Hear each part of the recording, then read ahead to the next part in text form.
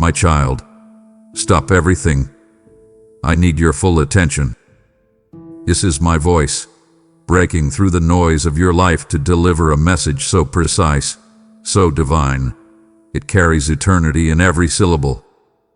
The weight you're feeling right now, that's me. Because what you're about to hear is not motivational, it's revelational. This is God's message, and I am telling you now. Listen carefully. Watch this all the way through. Don't pause, don't skip, don't scroll, because every second of this word is a puzzle piece in the breakthrough you've been praying for. Ignore this, and you risk missing the exact answer you cried for in secret.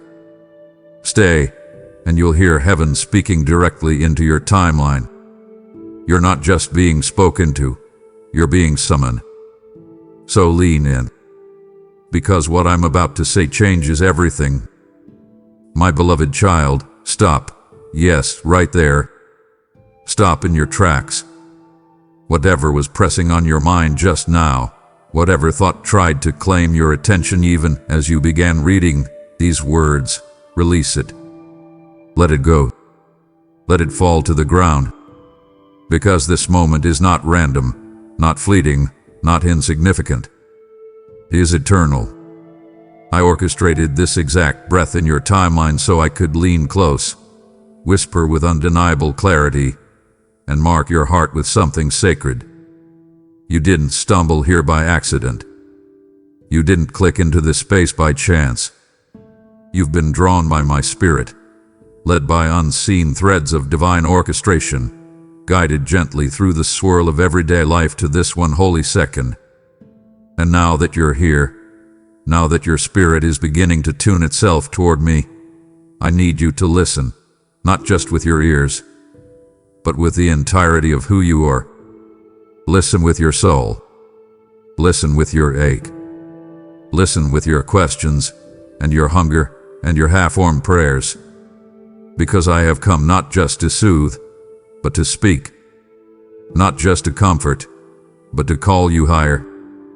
I have come to make known what was hidden, to break silence with significance, and to open a door that cannot be closed.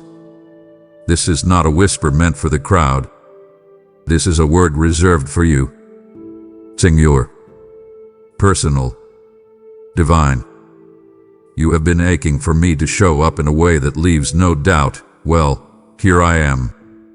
Not distant. Not distracted. Present. And nearer than your breath. And I am not merely watching from afar. I am leaning in with the full weight of my attention, my love, my intention. Heaven has quieted around you. The angels are listening in. Time itself has paused, not in the natural realm, but in the spirit, so this divine appointment may unfold in fullness. You feel the shift, the tremble beneath your skin. That's not nerves. That's me.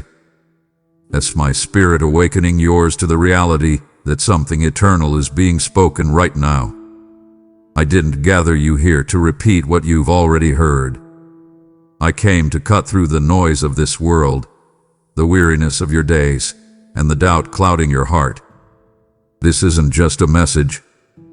This is a meeting, a visitation, a moment inscribed in the archives of heaven. I have been waiting to say this to you, not when you got stronger, not when you figured everything out, but now, as you are, where you are. Because I am not after your perfection. I'm after your presence. So listen, child. Listen like your life depends on it, because in many ways, the life you're about to walk into truly does. My precious one, listen. What you've been calling confusion is actually holy activation. That restless stirring in your chest, the dissonance you feel between what your eyes see and what your soul senses. It's not chaos. It's my spirit interrupting your ordinary with the sound of destiny. You've spent nights trying to name it, days trying to suppress it, moments trying to push it back beneath routine and logic. But you can't shake it, can you? That internal press, that invisible weight, that aching awareness that something more is calling you. That's me. That's always been me. I've been brushing up against the edges of your awareness, tugging gently on the threads of your attention, dropping signs like breadcrumbs through your days, not to confuse you, but to awaken you. You thought you were spiraling in uncertainty, but what's really happening is revelation. Your spirit has started to hear my footsteps again. You felt the temperature change in the atmosphere around your life. That wasn't fear. That was me drawing near. You see, child, when I begin to move in your life in new ways, it won't always look like peace first. Sometimes it looks like pressure. Sometimes it feels like discomfort. But it's the holy discomfort that precedes deliverance. It's the divine dissonance that comes when I'm pulling you out of the shallow into the deep. So don't panic in the unease. Don't mislabel my movement. The shaking is not a sign of danger. It's a sign of divine disturbance. I'm disrupting the patterns that no longer serve your purpose. I'm rattling the foundations that were built on survival instead of surrender. I'm awakening places in you that you thought had died. And I know it feels unfamiliar. I know you're tempted to call it confusion. But remember this. Confusion brings disconnection. My stirring brings confrontation. Of truth, of calling, of timing. I'm not confusing you. I'm confronting everything that tried to convince you that you were ordinary, forgotten, misplaced. I'm resurrecting the dreams you buried in disappointment. I'm reviving the vision that fear tried to kill. I'm restoring the sensitivity of your spirit.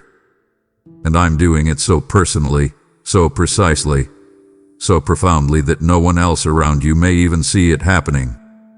But you feel it. Don't you? Deep beneath your skin, in the marrow of your soul, you feel the shift. The reason the world feels louder and your peace feels thinner is because I'm tuning your ears to my frequency again. The urgency you feel is divine, not delusion. That's why you've become less satisfied with surface-level answers. That's why the things that used to bring you comfort now feel strangely hollow. That's not regression. That's refinement. That's the holy hunger I've planted in you, growing too large to be filled by anything less than me. And this hunger, this tension, it is sacred. It's the place where transformation begins. So instead of running from the stirring, run into it. Ask me what I'm saying. Ask me why I won't let you rest the same way anymore. Because when I stir, I always reveal.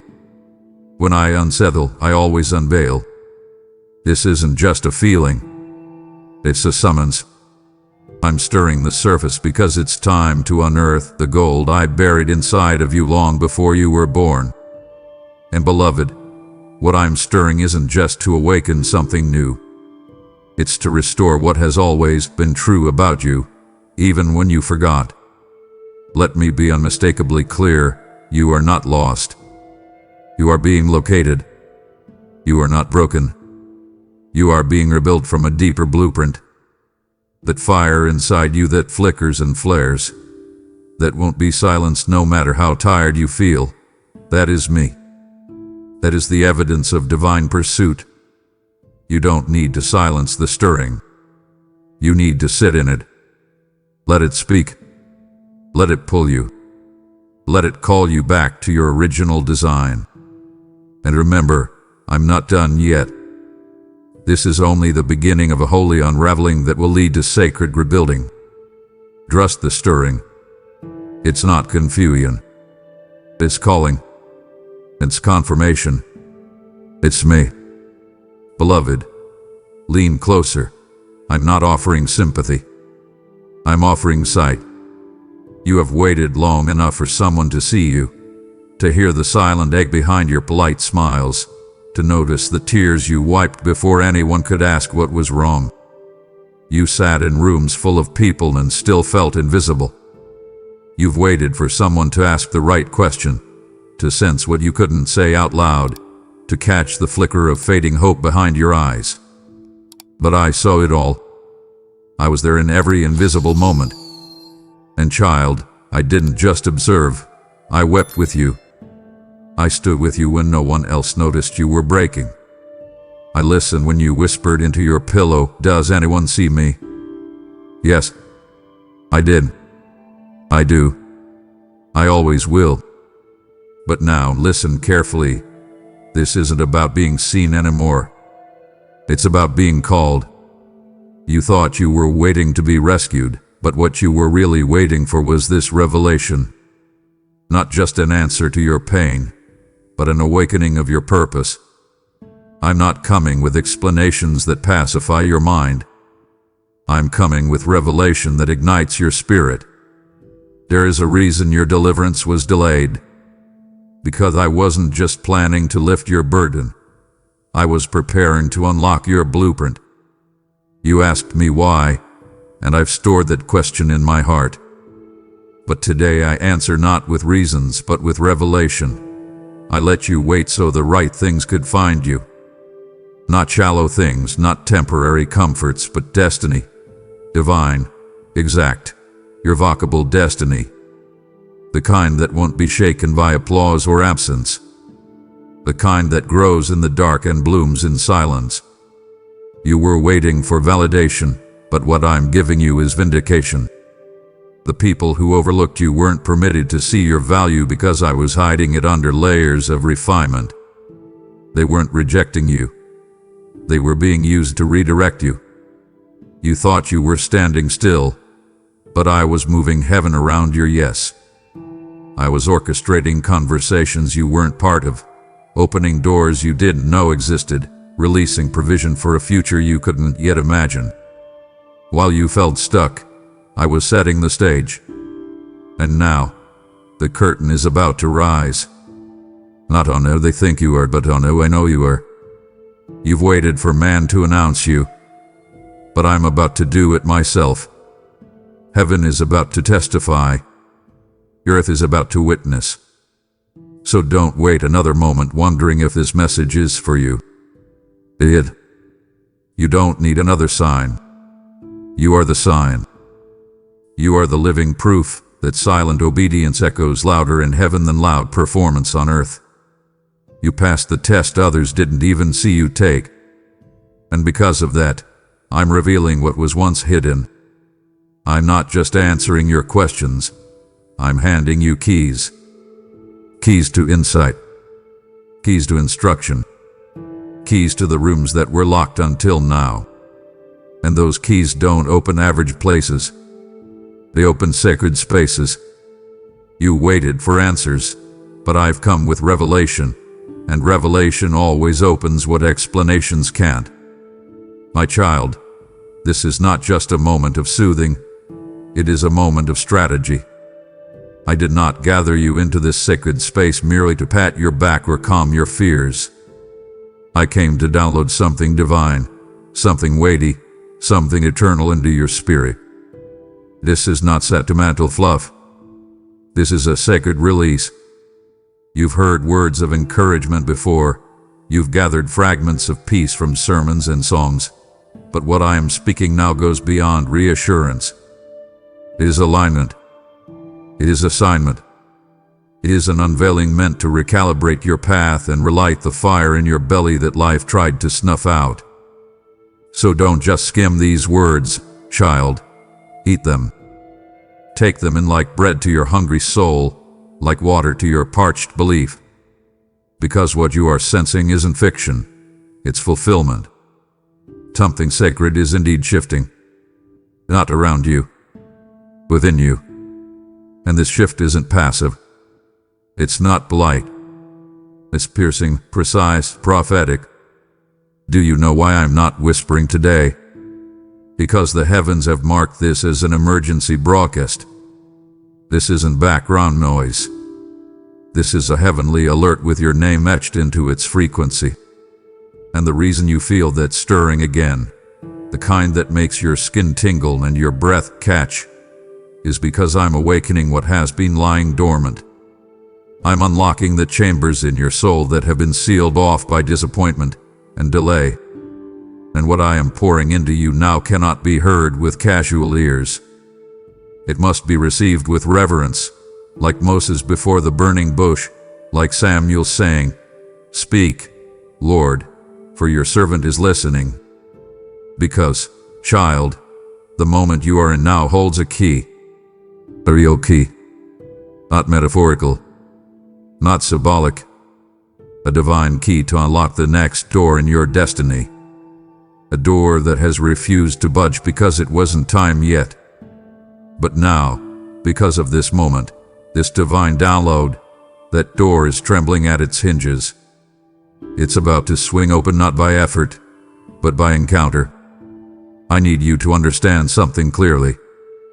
The enemy tried to convince you this was all in your head, that your faith was fantasy, that your spiritual sensitivity was just emotionalism. But he lied. The same way he lied in Eden, twisting truth to create distrust. But I am truth. And what I'm speaking now is proof that your discernment has been accurate all along. Yes, it's real. Yes, this moment matters. Yes, what you feel rising in you is me, breathing, speaking, rebuilding. I'm releasing instructions encoded in the language of the Spirit, and only a heart surrendered like yours can decode them. Don't dismiss this. Don't minimize it. This is the very word that your past self was crying out for. You prayed for clarity. Here it is. You begged for confirmation.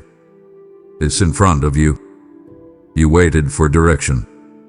It's being delivered line by line, sealed with the sound of my voice.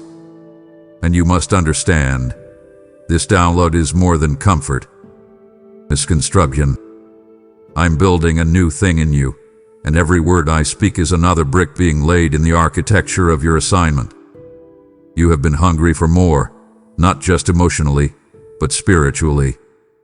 And I have come to answer that hunger, not with crumbs, but with clarity. This moment is the spiritual turning point that generations ahead will point back to and say, that's when the change began. You are being branded with revelation that cannot be revoked. You are receiving strategy that will shake systems. You are being entrusted with blueprints that hell cannot decode. You are being filled, not just for survival, but for significance. This is your divine download, child. And nothing will be the same after this. Beloved, I have never been far from your eight. That subtle whisper in your chest that no one else notices. I've heard it echo in the hallways of heaven like a trumpet blast. A tear you wiped away so quickly that no one saw it fall. I caught it in my hands.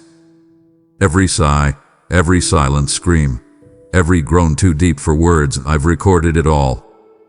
I am the God who doesn't need volume to respond.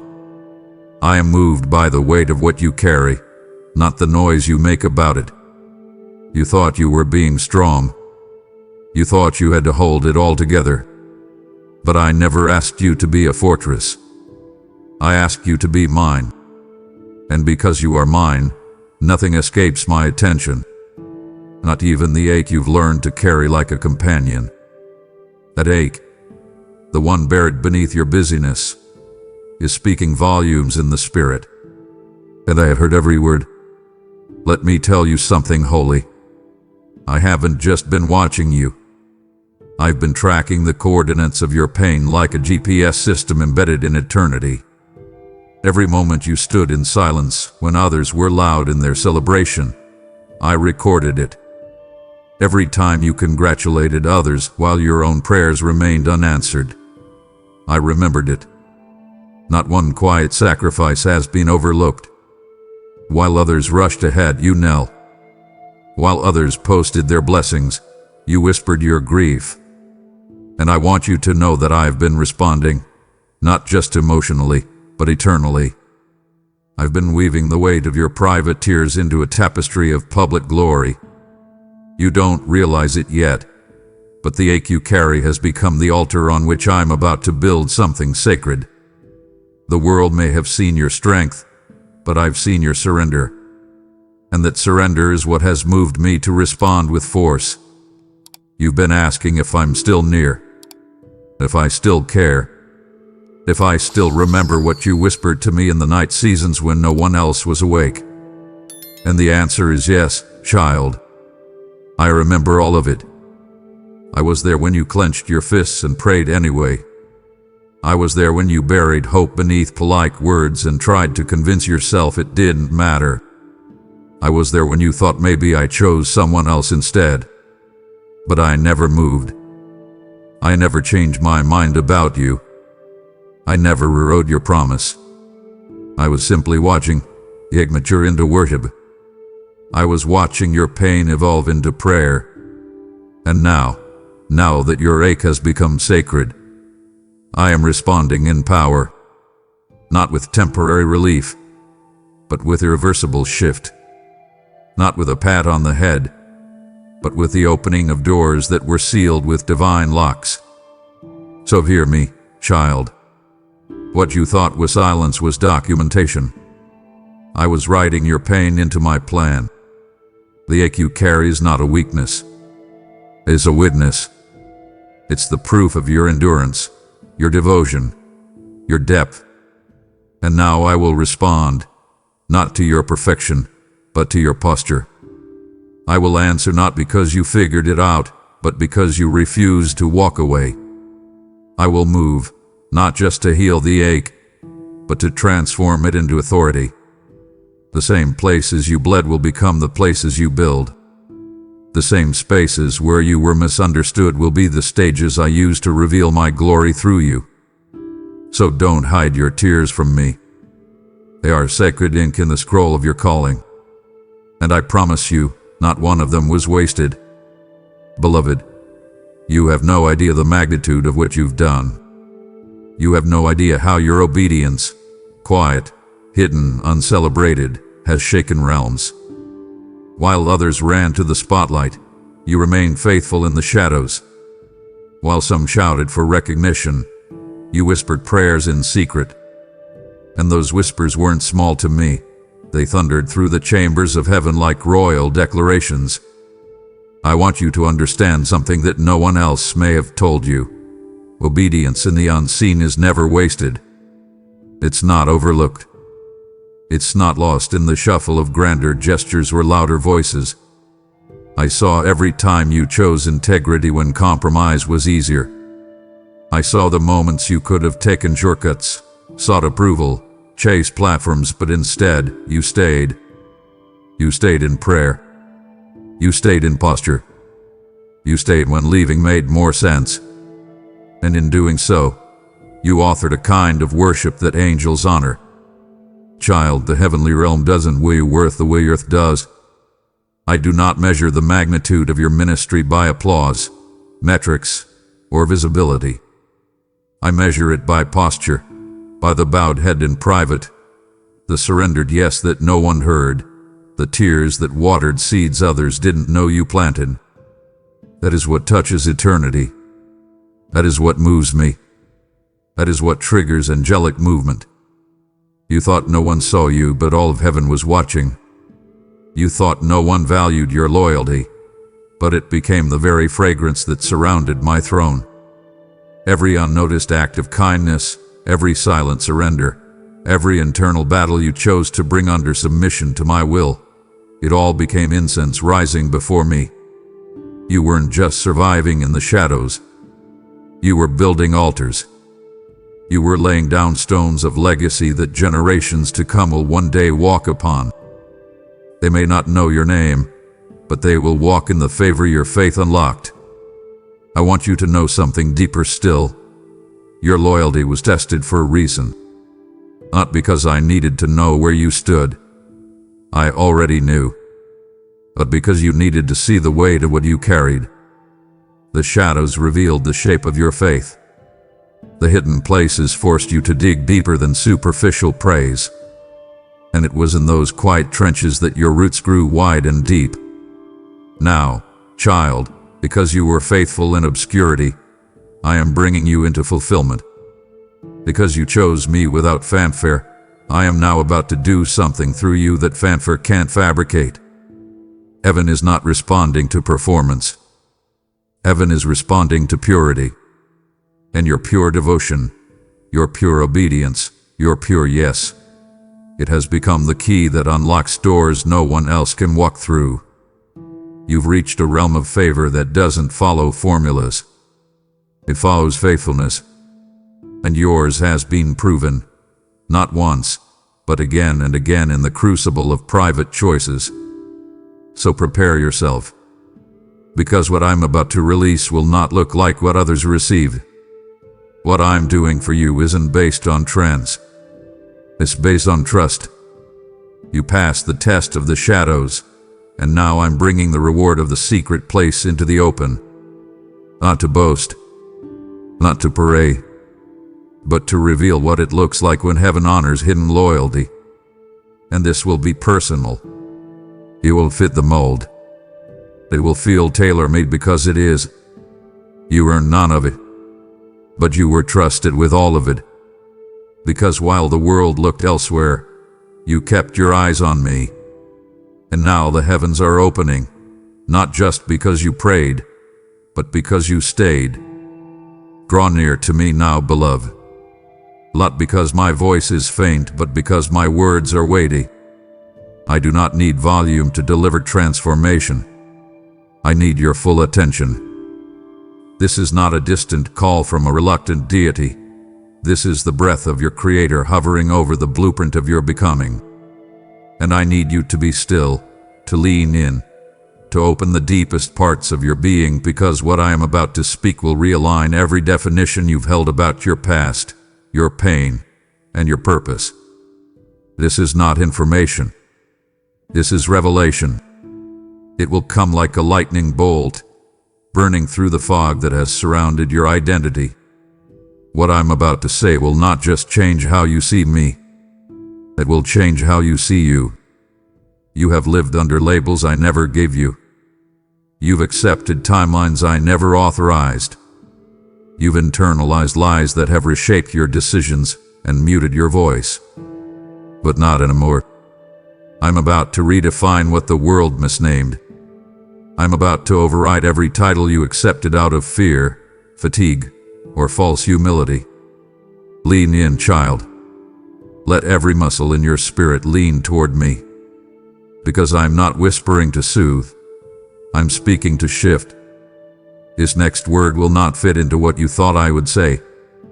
It will not align with your expectations. It will go deeper than encouragement.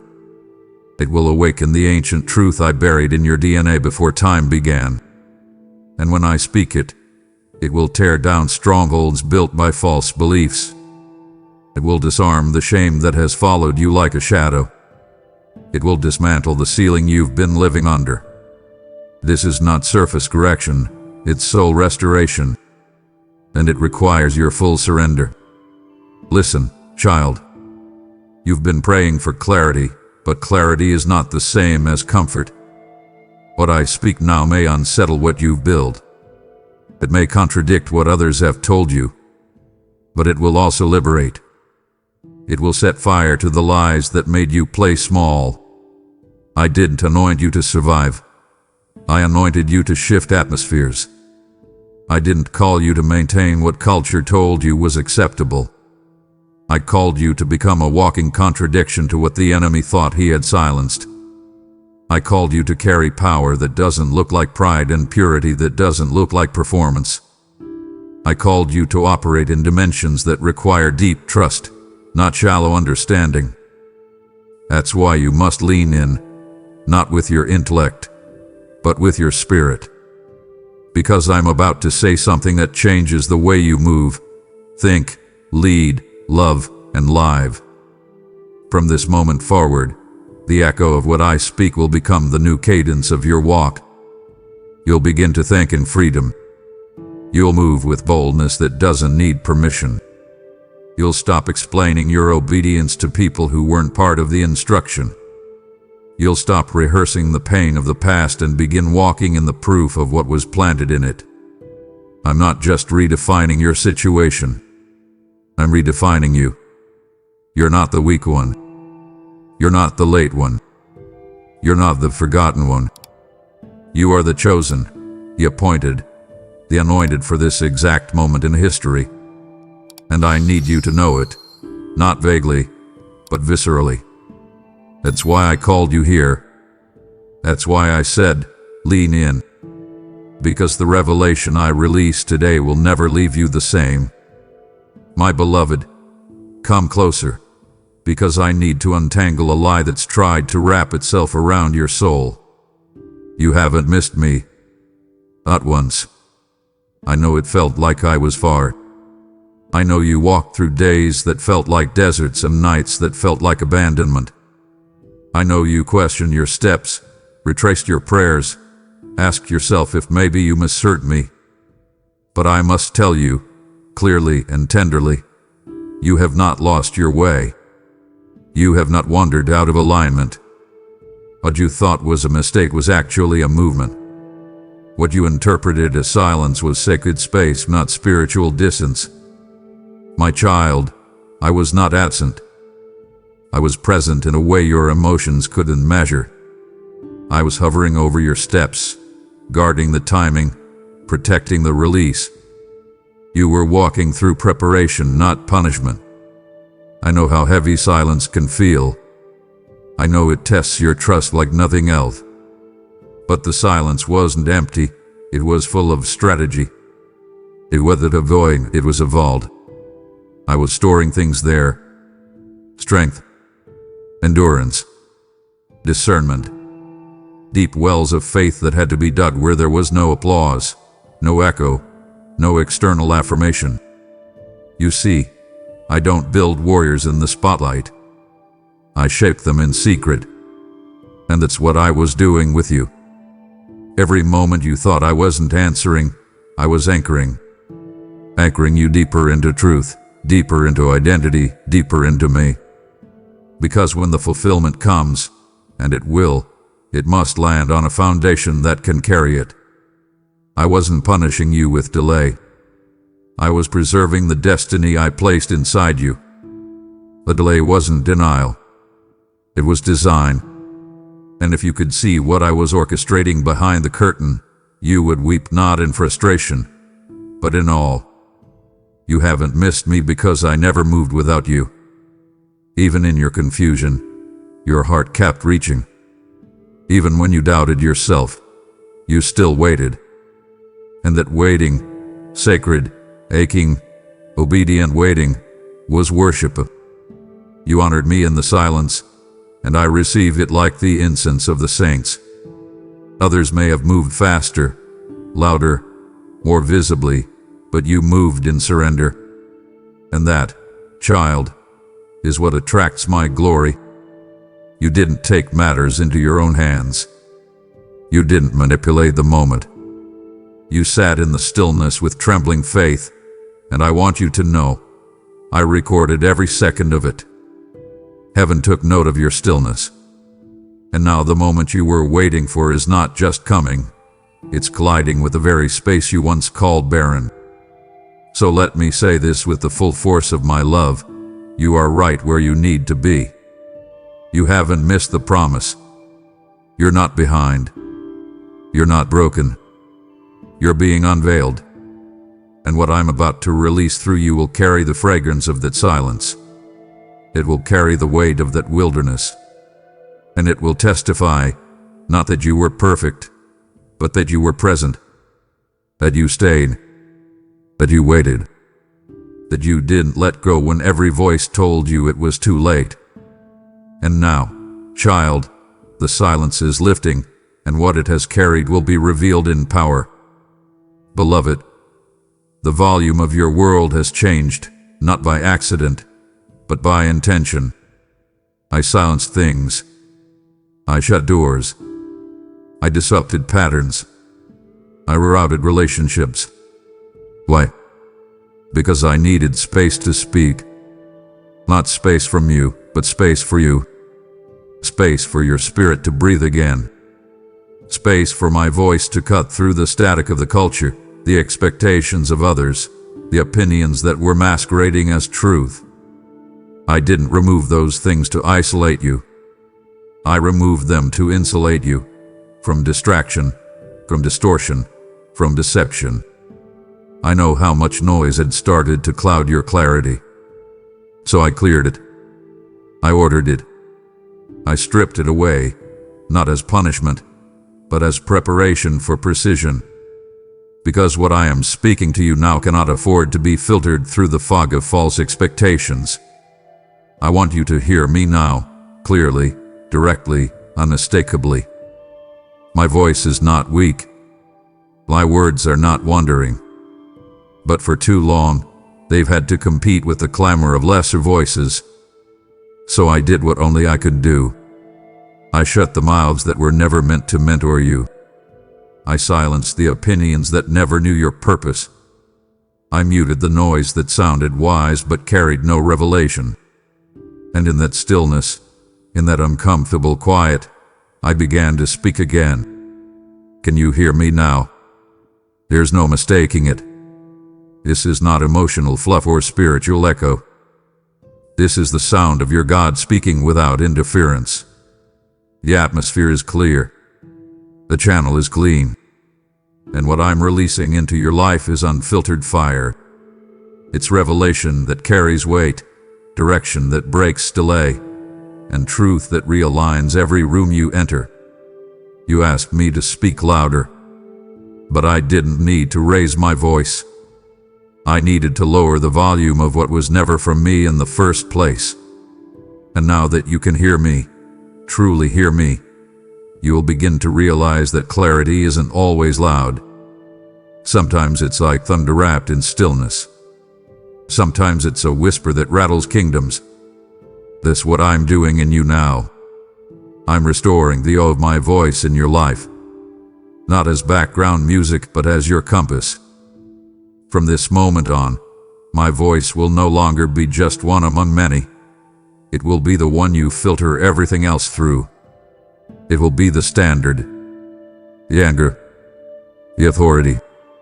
You don't need to beg for direction anymore. You're standing in it. Child, I cleared the noise because I'm releasing strategy.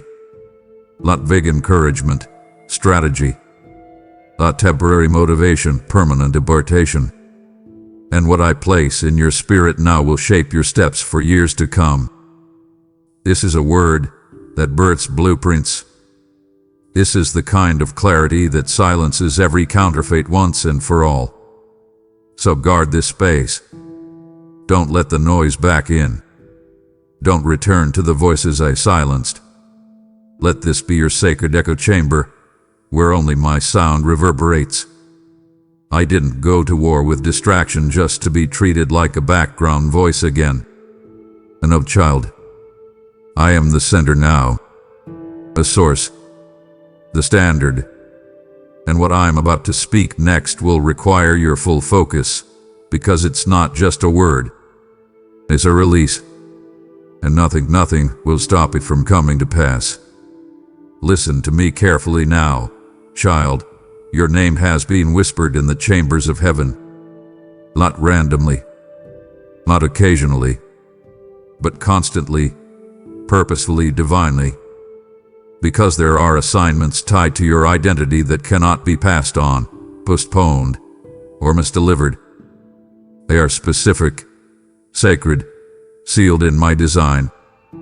You've been waiting for answers, but I've been waiting for this moment, when your ears would finally open wide enough to hear what I've been preparing behind the veil. There are instructions I've held in my hands, cradling them like precious scrolls, waiting for your heart to reach the depth it needed to carry them without compromise. These instructions were never meant for general consumption. They were handcrafted for you, custom tailored to your calling, your journey, your weight, your wounds. You've been wondering why the pressure increased, why the attack sharpened, why confusion clawed at your peace in waves. It's because what I placed within you threatens systems in the spirit. You've been entrusted with more than just survival. I've designed you for strategic impact. And now, the hour is too urgent for delay. What I am about to instruct you to do isn't optional, it's ordained. These next steps are not just suggestion. They are summons. You've reached the point in your journey where alignment must be immediate, because the answers I'm about to release through you will affect not just your house, but many others. These are not casual decisions.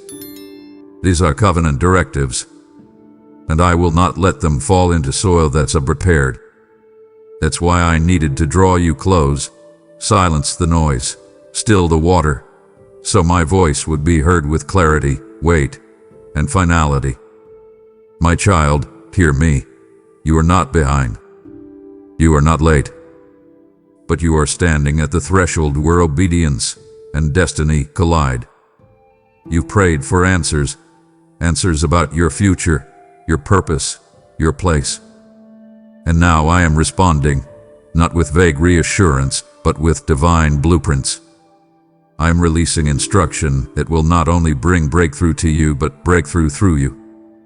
This next season will not be navigated by intuition. It will be stewarded by instruction. Every detail matters. Every step must be spirit-led. Because where I'm sending you, human reasoning will fail, but my voice will prevail. So I'm placing revelation in your hands like fire in the bones of a prophet, too potent to hold, too holy to dismiss. It will burn until you move, until you say yes, until you step out with boldness that confuses your past self. This is why the waiting stretched, why the silence lingered, why the warfare intensified. Because the instruction that's been sealed with your name wasn't just about you. It was about nations inside of you, families connected to your obedience, chains that will only break when you speak what I've commanded. So I say again, this can't wait. The answers you're carrying are overdue for release. The instruction has matured, and the mantle you've been trying to grow into, it already fits. You don't need to pray for more confirmation. This is your confirmation. This is your call. This is the trumpet blast of heaven declaring, it's time. Let me speak directly to the wound in your heart, the one that quietly wonders if I withheld from you because you weren't enough, the one that replays every missed opportunity, every prolonged season, every unanswered prayer like a soundtrack of disappointment. I know what you thought, that maybe the delay was your fault, that maybe you didn't pray hard enough, believe strong enough, act fast enough. But I need you to hear me now with unwavering clarity. The delay was not punishment, it was precision. The waiting was not proof of my absence, it was the proof of my intention. I wasn't punishing you, I was preparing you. I was holding you in the womb of timing, because what I've placed inside you needed protection from premature exposure.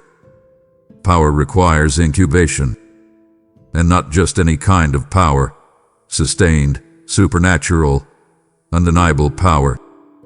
I've seen others rush to platforms without roots, sprint into influence without identity, collapse under the weight of what they begged me to give them too soon.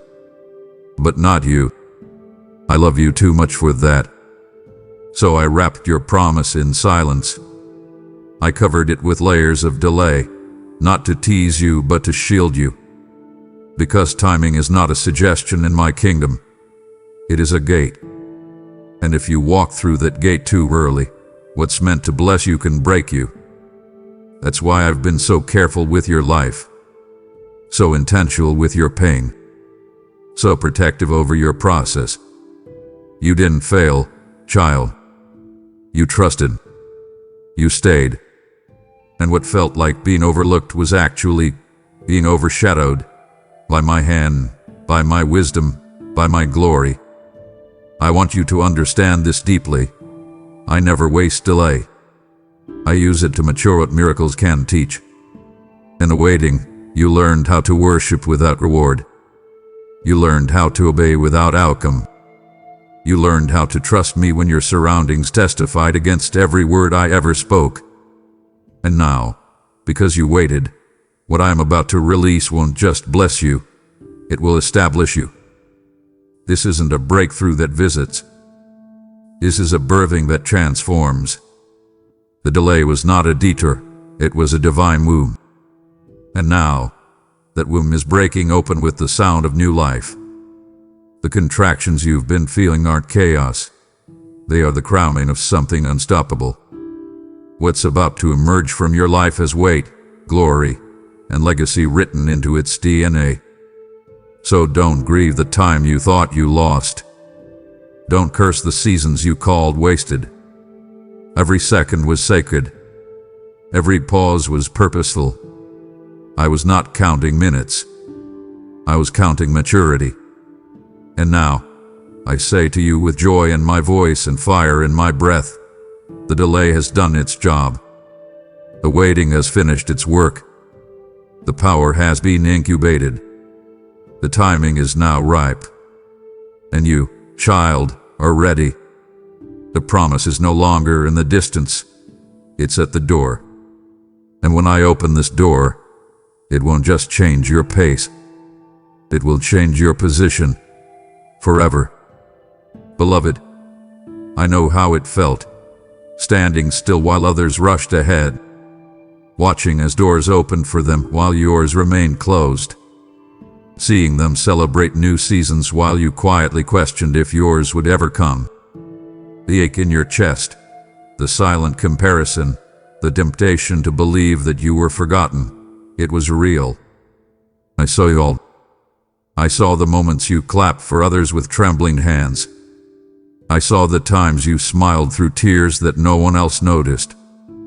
And I know, deeply, that it would have been easier to move ahead just to keep up, to make something happen on your own, to force doors open by your own strength.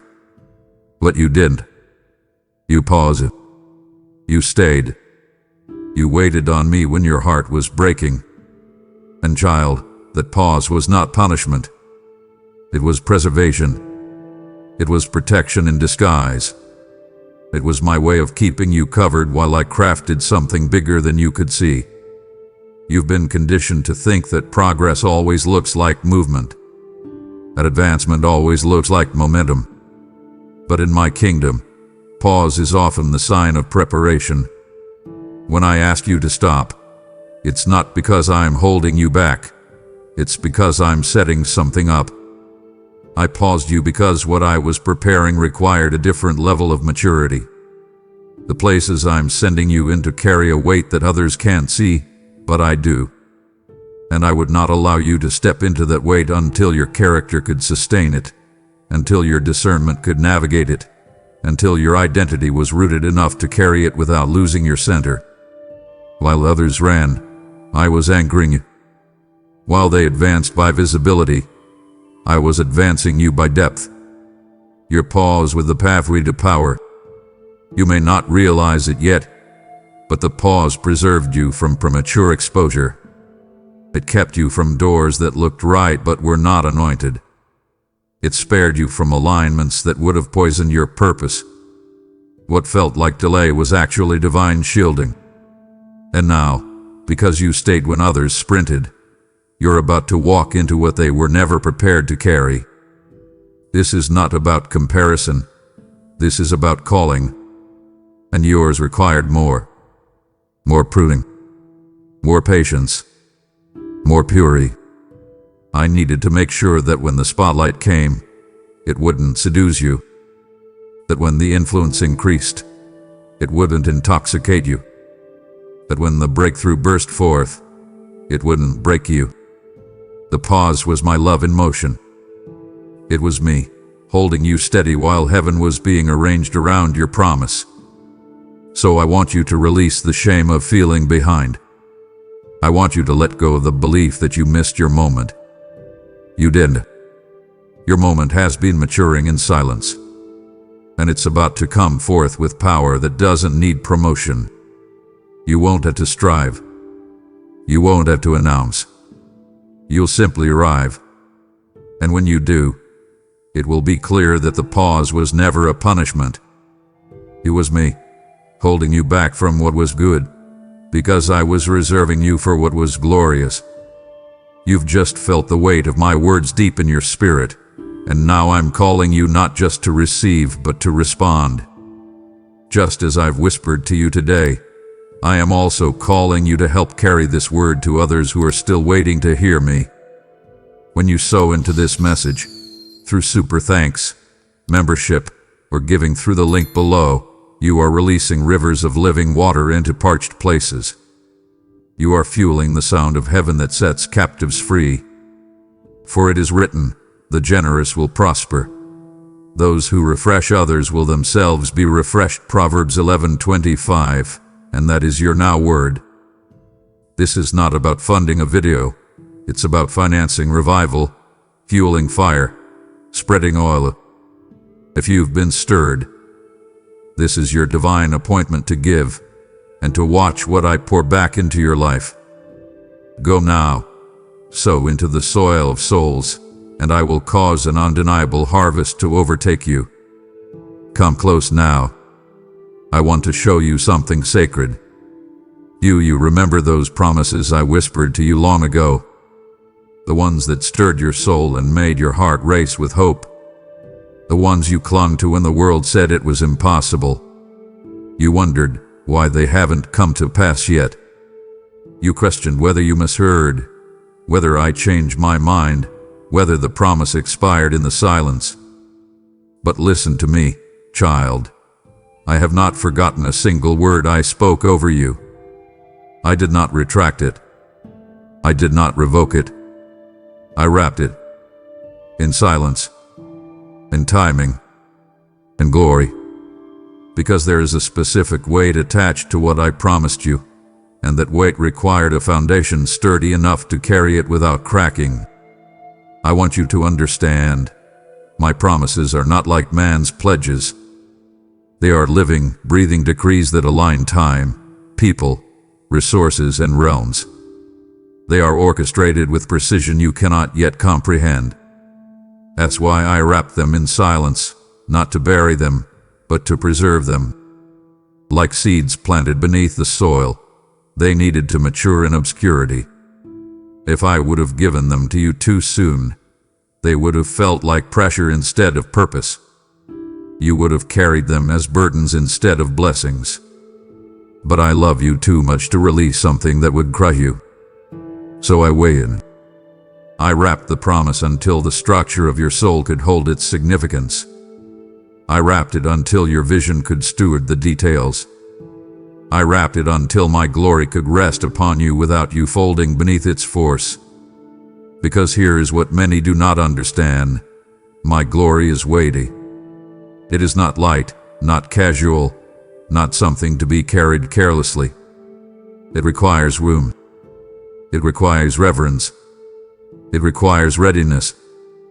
And beloved, I have been getting you ready, silently, steadily, sacredly. I've been strengthening the joints of your spirit. I've been deepening the well of your discernment. I've been fortifying your identity so that when I unseal what I've promised, you will not just receive it, you will walk in it. You will live it. You will move with it resting on your shoulders, not as a burden, but as a mantle. This is what I've been waiting for. Not for circumstances to shift, but for you to come into divine readiness. Not perfection, but posture. Not arrival, but alignment. And now, the wrapping is loosening. The silence is thinning. The promise is stirring. Because the weight of my glory has found its resting place, not just on your life, but within your life. It has a place to land. It has a home to inhabit. You. And when it rests on you, child, it will not be subtle. It will mark everything. It will shift atmospheres. It will realign relationships. It will clarify callings. And it will make clear to every force of darkness that you did not miss your promise. You were being made into the vessel that could carry it well. So don't mourn the size anymore. It was sacred. It was strategic. And it's coming to an end. Listen closely now, my child. This is the hour where you must understand the magnitude of what has been happening in places your feet have not yet touched. While you've been in the secret place, bowing low in worship, waiting in silence, releasing your rights to me, your name has been carried into rooms of influence by the breath of my spirit. Not by networking, not by positioning, not by self-promotion, but by surrender. You laid down your need to be seen, and because of that, I have caused others to see you through eyes of revelation. You've been wondering if I'm opening doors. But beloved, I already have. Long before you saw it coming, I went ahead of you, whispered your name into the hearts of decision makers, anointed environments to receive you, and cleared paths you didn't even know were blocked. This is the harvest of humility. This is what happens when a soul dares to stay hidden until called. You didn't push your way forward. You waited for me. And now I will vindicate every quiet yes with a resounding divine now. The rooms you've been prepared for are not just physical. They are spiritual corridors where influence flows, where legacies shift, where destinies collide. You are not being placed where you will be popular. You are being placed where you will be precise. Every door I open from this point forward will carry divine intention. There will be no wasted entry, no accidental alignment. The right people are already being stirred in their sleep, feeling the pull of your anointing without knowing your name yet. But they will, because I am the one who speaks in silence. I am the one who causes your surrender to thunder louder than your striving ever could. You see, child, in this world they tell you to hustle, to brand yourself, to grab opportunity by the throat. But I taught you something different, didn't I? I taught you to rest in me. I trained you in obedience, not obsession. I led you into wilderness seasons where the only platform was the floor of surrender, where the only promotion was inner transformation. And now, because of that foundation, you can walk through the doors I open without crumbling under the weight of them. You can carry the oil I've poured without spilling it in desperation. You can speak in authority without needing approval. And when you enter those rooms, you will not go in timidly. You will go in like one who belongs. Because you do. You belong there not because of who invited you, but because of who anointed you. So, don't be surprised when the calls come, when the invitations arise, when doors swing wide without you having to knock. This is not coincidence. This is consequence, the divine result of radical surrender. And don't shrink back in false humility. I'm not opening these doors to flatter your ego. I'm opening them to fulfill my purpose through you. Walk through them boldly. Carry my presence confidently. And remember, every room you enter from this day forward is not about your comfort. It's about my glory. I placed you there not to blend in, but to be the evidence of what happens when surrender becomes your strategy. My precious one, the weight you've carried has not been for nothing. The tears, the warfare, the silent seasons, the moments where it felt like your heart would split in two, I've seen it all. I've measured every moment of pain, not as a distant observer, but as the one who wept with you in the shadows. And now I must reveal the truth you've been too weary to believe. Your pain has been sacred. Not random. Not cruel. Not aimless. Sacred.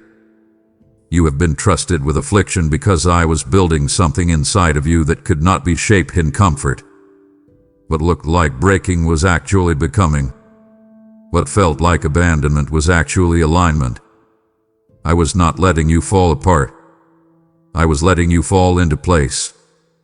You've cried out. asking why others were spared what you had to survive. You've wondered why your prayers took longer, why your battles were fiercer, why your nights were lonelier. And here is my answer: because I saw in you a vessel that could carry more.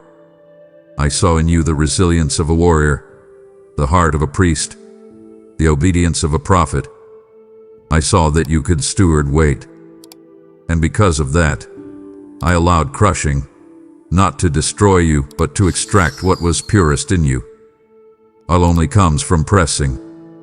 And the anointing on your life, yes, the one others admire but do not understand, it came through blood and tears and holy isolation.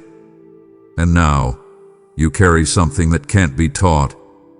It was birthed through fire, refined in pressure, shaped in the shadow of my hand. Do you understand what that means, child? It means you are dangerous to the darkness.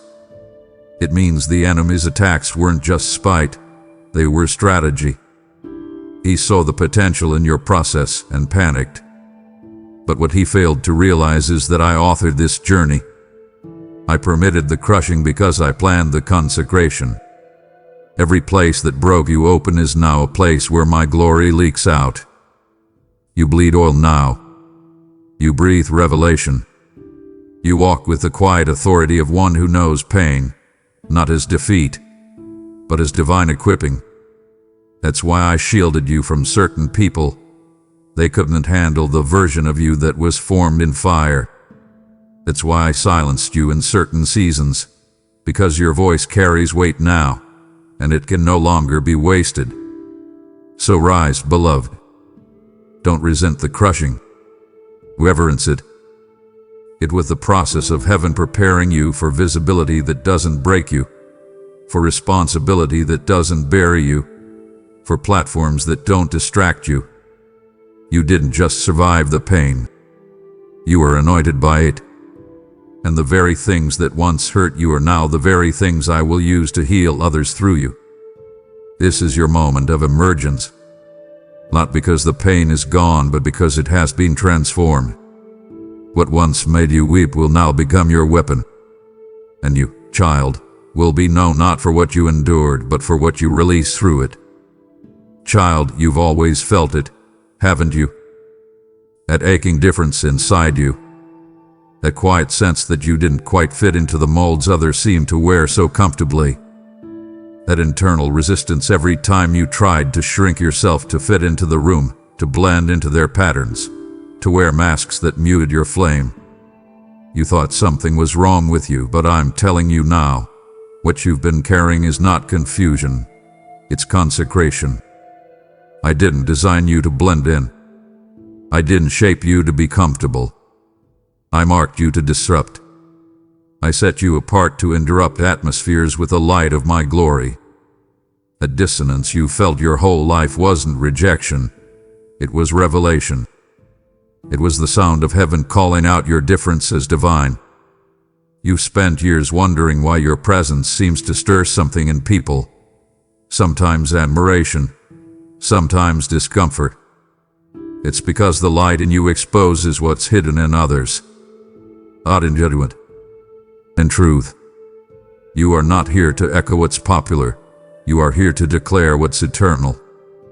You are not a reflection of this culture. You are an ambassador of my kingdom. That's why I wouldn't let you settle. That's why I kept pulling you out of environments that dulled your edge. That's why I shut down opportunities that would have platformed your gifts, but diluted your authority. I have been fiercely protective of the fire I placed inside you, because it is not common. You've had a litter, and now I am declaring, you will not hide it anymore. I'm calling you to step fully into the light of who I made you to be. Unfiltered, uncompromised, apologetic. Your light is not fragile, it's ferocious. It doesn't flicker at the wind of criticism. It was forged in the furnace of surrender. And it carries weight. Not the weight of performance, but the weight of presence. My presence. When you walk into a room, you don't come alone. You carry atmospheres. You break cycles. You confront systems. And yes, that will make some uncomfortable. But that is the cost of being marked. And child, you have been marked by fire, by purpose, by destiny. So don't dim to survive. Don't conform to be liked. Don't retreat because the room isn't ready. I didn't ask you to wait until they understood you. I asked you to shine until I'm revealed through you. The world doesn't need another echo. It needs your sound. The raw, unedited, Holy Spirit-drenched sound that carries deliverance. This is your release moment. The days of hiding are over. The season of shrinking is finished. You were born to disrupt the darkness, and now your light cannot, and will not, be hidden any longer. Come close. Let me touch the part of your heart that still wrestles with shame. That internal list you've kept, the one that catalogs your failures, your flaws, your fractures. I've seen it. Every time you step forward with boldness, it whispers, "But what about your past?" Every time you start to believe that I could use you, that voice tries to drag you back to who you used to be. But I'm here to silence that voice with the authority of heaven. Child, what you thought disqualified you is the very thing I'm going to use. Yet use. Not just overlook. Not just forgive. But redeem. Transform. And display as evidence of my mercy, my power, and my mastery. I want you to hear this loud in your spirit. I am not afraid of your story. I am not embarrassed by your scars. I do not flinch at your brokenness. In fact, I choose the broken. I raise up the ones of his cast aside. I crown the ones the world calls disqualified. Why? Because that's where my glory shines brightest.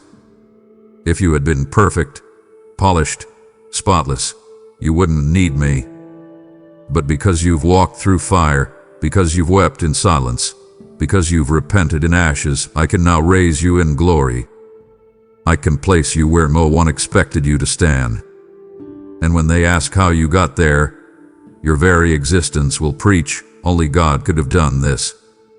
Let me tell you what I'm about to do. I'm going to recycle your pain into power. I'm going to turn every place of regret into a platform of redemption. The chapters you tried to hide are about to become the sermons I preach through your life. You see, this world values perfection, but I use process. This world looks at credentials, but I look for character. I see the oil that only comes from crushing. I see the purity that only comes from being shattered and rebuilt by grace. And I am declaring over you now, no more shame, no more hiding, no more editing your story to make it more palatable for others. I'm using the whole thing, mess and miracle, wound and wonder, silence and song. And it will bring freedom to others who thought they were too far gone. So raise your head, beloved. I'm not waiting for you to become someone else. I'm unveiling who I always knew you were. And every no from your past is about to be swallowed in the roaring yes of heaven. The enemy thought your mistakes would silence you forever, but I'm turning them into megaphones of my mercy. Get ready. The stage is being set. And you, yes, you, will stand on it not in pride, but in proof. Proof that my grace is not selective. Proof that my love goes deeper than guilt. Proof that I don't just use the worthy. I make the willing worthy. Child, I know the battles have been relentless. I know there have been nights you've cried yourself to sleep, mornings you've woken up already weary, and moments where you questioned whether you had the strength to keep going. But I need you to hear me now with the thunder of truth resounding in your spirit. The intensity of your warfare is not proof of weakness. It's evidence of your threat. Hell has not been attacking you because you're failing. It's been fighting you because you're carrying something sacred, something powerful, something that when released will cause tremors in the territory of darkness. Your presence has become a problem to the enemy's plans. That's why the resistance hath been so violent. That's why the storm hath been so strategic. Because what you carry, what I placed inside you, is not casual. It's catastrophic to the kingdom of darkness. Let me show you what's really happening. Every time you rose from the ashes, you made hell nervous. Every time you praised through pain, you waged war in the unseen realm. Every time you said, "I trust you," even when it made no sense, you shook something loose in the spirit. The enemy has studied you. He knows that what's in you isn't ordinary. That's why he's tried to exhaust you before the release, to confuse you before the clarity, to wound you before the worship. But child, what he failed to understand is this: I've been fighting for you the entire time. I've not been watching from afar. I've been standing right beside you in every battle, shielding what the enemy couldn't see, your anointing. And now I say this: you are coming into the counterstrike. What the enemy meant for your destruction is about to become the launch guide for your destiny. You are not a victim of attack. You are a vessel of vengeance, my vengeance. For every lie spoken over you, I will release double truth through you. For every delay imposed upon you, I will restore what was stolen and accelerate what was promised. I have not forgotten how the enemy tried to break you. And now I am unleashing you. Not just healed, not just restored, but armed. Armed with authority, armed with revelation, armed with a voice the enemy can't silence and a light he can't extinguish. So don't let the warfare make you question your worth. Let it confirm your assignment. Let it be the evidence that you've been entrusted with territory hell didn't want to lose. And let your worship rise like a battle cry. Because this next season isn't about surviving the fight, it's about finishing it. You are about to step into realms where your mere presence breaks chains, where your obedience shatters strongholds, where your words carry the weight of fire forged in adversity. And when hell sees you coming now, it won't laugh, it will tremble. My beloved, I see the tension you're feeling, the internal stretch, the spiritual pull that seems to strain every fiber of your being. It feels like you're living between what was and what hasn't yet come, like your being expanded from the inside out, and you don't even know why. You've asked me, Lord, what is happening to me? And today I respond, not with vague comfort, but with prophetic clarity. I am enlarging your capacity. I am stretching you because what I'm pouring into you cannot fit into the version of you that was. You've outgrown the shell of your former season. You're expanding into the blueprint of heaven. And yes, it feels uncomfortable. Yes, it feels uncertain. But no, it's not chaos. It's construction. I'm building something bigger in you. Something that requires room. Let me explain why the stretch has felt so sacred and so strange. When I increase your capacity, it requires a breaking of the boundaries you once thought were safe. Your old mindsets are being challenged. Your routines disrupted. Your comfort zones dismantled. Because I'm not just filling you with inspiration, I'm equipping you for impact. The call I've placed on you will not be contained in small spaces. The fire I've entrusted to you will not flicker under lids of limitation. So I've begun to tear away every ceiling. I've begun to unravel every lie that said, "This is as far as you'll go." No, child. I'm not taking you further to overwhelm you. I'm taking you deeper to establish you.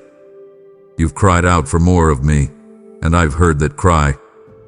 And now, I'm answering it by making you capable of carrying more. More presence. More wisdom. More strategy. More authority. but with more comes the stretch. And you must not mistake this holy tension for divine rejection. This isn't punishment. This is promotion, disguised in pressure. This is what happens when I prepare a vessel to hold oil that changes lives. The stretching is not a sign that something's wrong. It's the sign that something is about to be born. You are not being pulled apart. You are being made new. Every fiber of your soul is being rewired to hold more of me. And when the fullness comes, you'll look back and say, "Now I understand the pain of preparation." So embrace the stretch, child. Don't run from it. Lean into it. Let it teach you. Let it reshape you. Let it hollow out every place that needs to be filled with my glory. Because what's coming is not a drizzle. It's a downpour. And I will not waste the stretching season.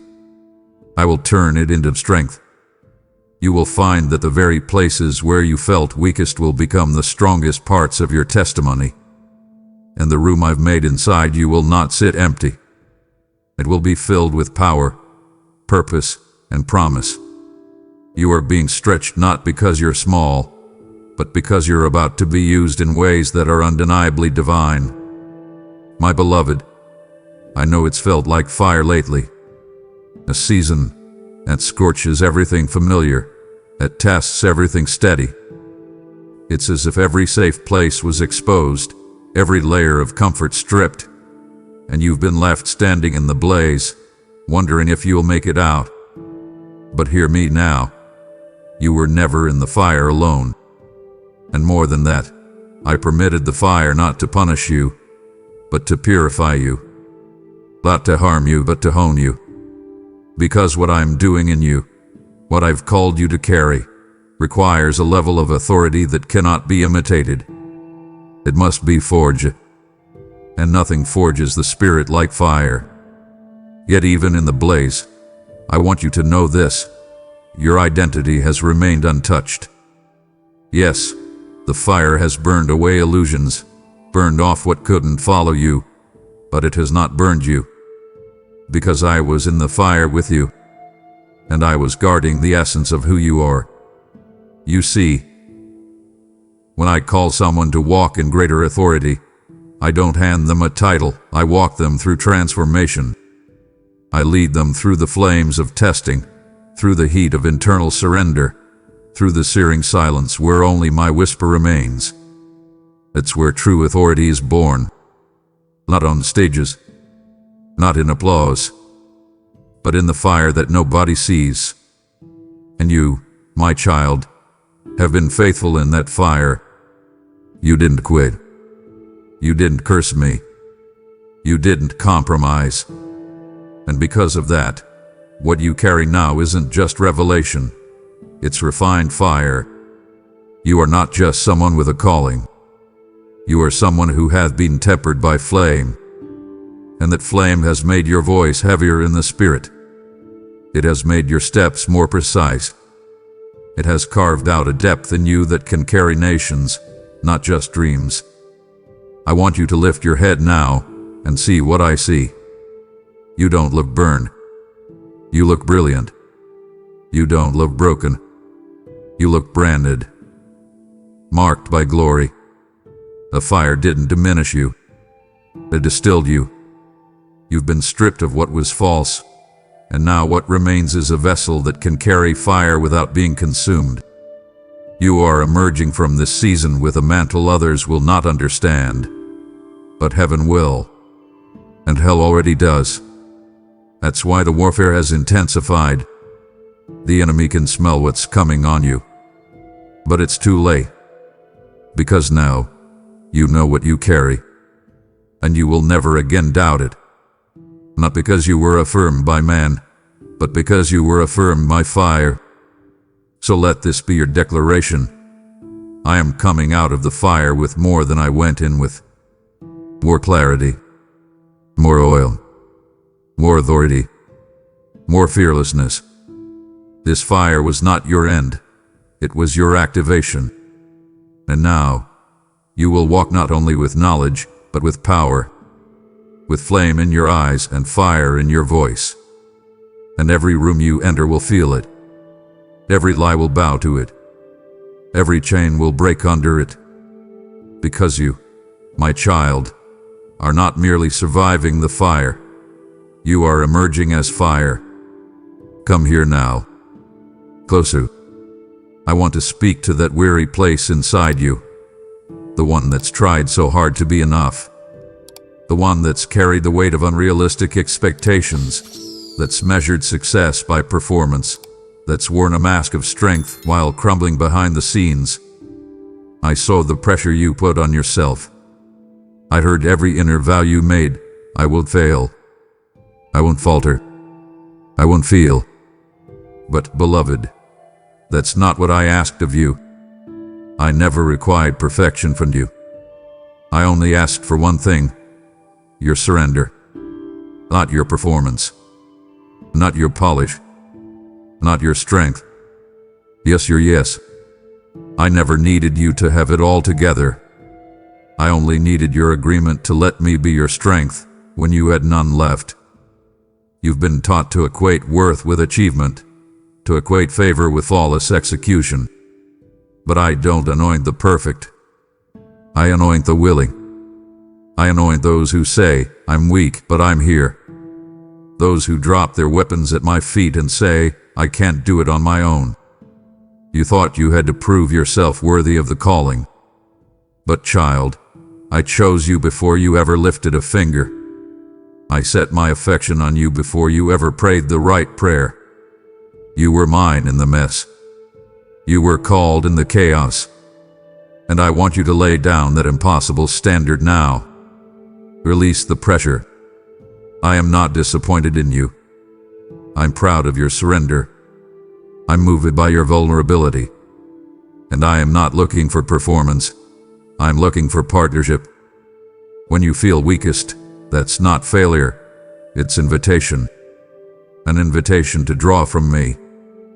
To step out of striving and step into abiding. I am not asking you to carry the calling on your own. I am asking you to rest in me. Because your strength will always reach its limit. But my grace never will. My strength is made perfect not in your perfection, but in your surrender. When you break, I build. When you yield, I move. And the most powerful thing you can do is let go. Let go of the image you thought you had to maintain. Let go of the fear that says you're not enough. Let go of the self-imposed weight that's been crushing your joy. I never placed that weight on you. Religion did. The world did. You did. But I didn't. So now, let your cry be simple. I give you my yes. And watch what I do with it. I can do more with one whisper of surrender than you can do with a lifetime of striving. My strength is not earned, it's given. Freely, lavishly, constantly, and it will not run dry. From this moment on, I want you to walk in a different rhythm. Not the rhythm of pressure, but of peace. Not the rhythm of doing, but of dwelling. Because your surrender is not your weakness, it's your weapon. And with it, you will shake foundations that effort never could. So breathe again. You don't have to perform to be powerful. You don't have to strive to be significant. You only have to stay surrendered. And I promise you, that will be enough, because I am enough. Child, listen to me carefully, because I know this season has felt like everything is moving beneath your feet. The people you once depended on feel distant. The plans you once clung to have unraveled. And the ground that used to feel solid seems unstable. It has felt like a dismantling, a breaking apart of things you never expected to lose. But I must tell you what's really happening. This shaking is not destruction. It is alignment. It is me, your Father, reaching into the foundation of your life and rearranging every element to make room for what's coming next. Because what I am about to do through you is so weighty, so supernatural, so legacy defining that your current structure couldn't support it. And so I've begun to shake, not to ruin you, but to rebuild you in truth. Every false comfort is being removed. Every counterfeit connection is being revealed. Every brittle support beam is being replaced. This is not cruelty, it's construction. You prayed for more. You cried out for clarity. You asked me to use you. And now I'm responding, not with surface-level answers, but with structural renovation. Because I cannot pour new wine into old wineskins. I cannot plant fresh vision in ground that's still holding on to dead roots. So yes, I've been shaking. But only what could be shaken. You remain. Your identity remains. Your promise remains. Your calling remains. But the scaffolding that was meant only for one season, I'm removing it. And child, I need you to stop mourning what I'm not using anymore. Stop grieving what I had to move to make space for my glory. You see, you thought the loss was failure, but it was freedom. You thought the ending was abandonment, but it was my alignment. I'm aligning you with people who see you not for who you were, but for who I'm forming. I'm aligning you with vision that expands beyond your past limitations. I'm aligning you with rhythms of grace instead of cycles of striving. And yes, this process is uncomfortable. Yes, it leaves you feeling exposed. But it's essential. Because I'm not just blessing you, I'm building you.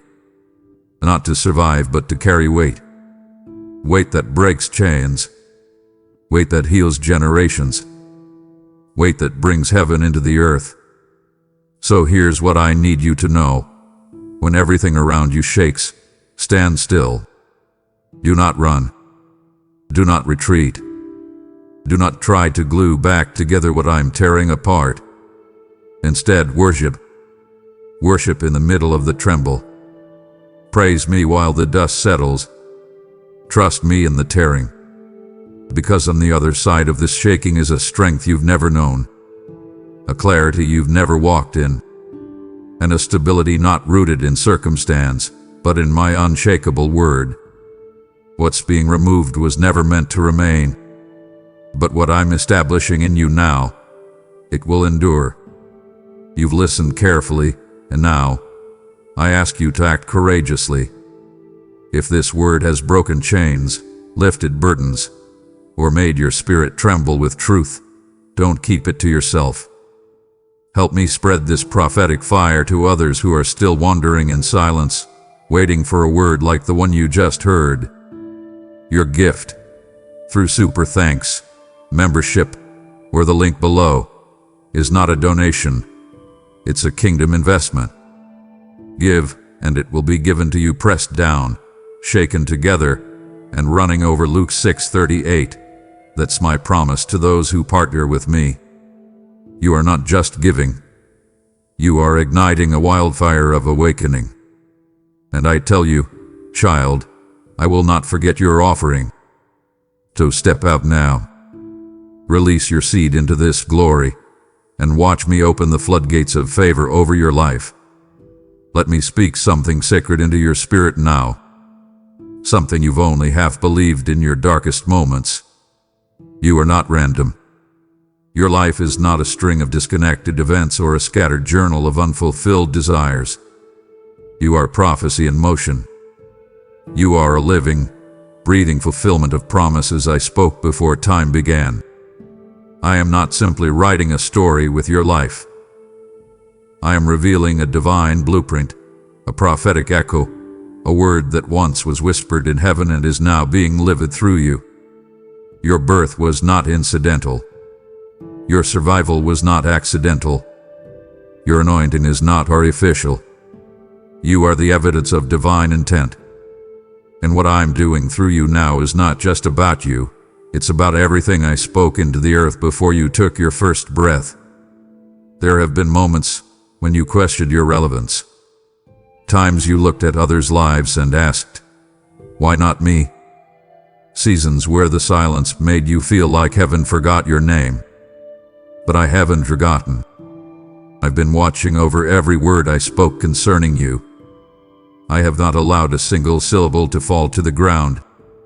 Even when you couldn't see movement, my word was still alive in your timeline, working in the soil of your surrender, germinating beneath the pressure, ripening in the quiet. And now I'm pulling back the curtain, not to show off what you've done, but to reveal what I've been doing in you all along. This is not your grand entrance. This is my prophecy unfolding. You are not just a person. You are a vessel of fulfillment. Do you know what that means? It means when you walk into rooms, you shift atmospheres, not because you're perfect, but because you're prophetic. When you open your mouth, you release decades of delayed hope. When you touch others, they don't just feel kindness, they feel kairos, divine timing. You carry the residue of prayers prayed before you were even born. You are the answer to someone else's intercession, and I will not allow you to diminish that any longer. You are not just anything. You are the living evidence that I am a promise keeper. And because of that, everything about your life matters. Your obedience matters. Your healing matters. Your rising matters. Because it's not just about now. It's about everything I'm revealing through you for generations to come. So stand tall, child. Not in arrogance, but in awareness. Stand as one who knows their life is dripping in divine intentionality. You are not merely surviving history. You are fulfilling prophecy. You are not just navigating challenges. You are walking through corridors designed before the foundation of the world. And every step forward is not just movement. It is manifestation. Manifestation of glory. Manifestation of promises. Manifestation of me. You are my visible evidence. And I will not let your life be wasted, not when I've written eternity into your bones. Child, I know you've wondered. I've felt your ache in the quiet, the long pauses between what you prayed and what you saw, the hollow places where you expected my voice to thunder but instead found silence so thick it nearly crushed your hope. You questioned if I had turned my face, if I had moved on, if your cries had fallen into a void. But let me reveal the truth behind the hush. The silence was not abandonment, it was alignment. I was not ignoring you. I was incubating something eternal. There were answers that couldn't yet be spoken because your heart wasn't ready to carry the weight of them. There were dimensions of my voice that would have overwhelmed you if I had released them before you had grown into them. So instead, I waited, not to hurt you, but to preserve the purity of what I was planting inside you. Silence, in my hands, is never void. It's volcanic. What feels like stillness to the natural mind is often a spiritual eruption beneath the surface. While you waited for words, I was weaving wisdom. While you begged for noise, I was birthing knowing. And now, your spirit has caught up to what I've been forming all along. What once would have confused you will now commission you. What once sounded like mystery will now sound like marching orders. I've been fine-tuning your ears, not just to hear sound, but to discern my signal. Not just to catch words, but to carry revelation. And child, you are finally ready. That's why the silence is breaking, not all at once, but steadily, layer by layer, whisper by whisper. I'm about to flood your life with divine downloads, and you will realize I wasn't quiet. I was careful. I was careful because what I speak over you becomes law in the spirit realm. My words are not empty, they create. They rearrange. They shift the atmosphere. And I refuse to release creative word into a heart that was still tied to old versions of self, to expired alignments, to toxic agreements. So I waited until you let go. I waited until you healed. I waited until your inner language stopped arguing with my voice. And now, the divine signal is coming through with clarity. Dreams will return with intensity. Scriptures will burn again. Conversations will suddenly feel prophetic. My voice will echo in the unexpected, in nature, in silence, in tears, in timing. And this time, you'll hear it, not as a stranger, but as one who knows me intimately. So never again curse the silence. It was sacred ground. It was the hallway between versions of you. It was the womb where I formed your spiritual stamina. And it was proof of how deeply I trust you. Because I knew you wouldn't walk away just because I wasn't allowed. I knew you would wait for me. And now, child, watch how I reward the ones who waited. I'm about to turn every perceived moment of abandonment into a burning book of assignment. You will not just hear me. You will walk with me, speak with me, and release my sound into the earth. Because my silence was never distance. It was the doorway to your destiny. My beloved, I know how heavy it's been to carry the feeling of not yet. To live in the liminal space between promise spoken and promise fulfilled. To watch others run ahead, celebrate, build, while you felt tethered to a pace you couldn't control. You've whispered through grit and teeth, Lord, why does it feel like you're late? And now, I must draw back the veil and speak what is true. I was never late. I was hidden. Hidden not because I was distant, but because I was working in depth so sacred, so intricately divine, that your eyes could not yet behold them. You saw delay. I saw design. You felt forgotten. I was fortifying your future.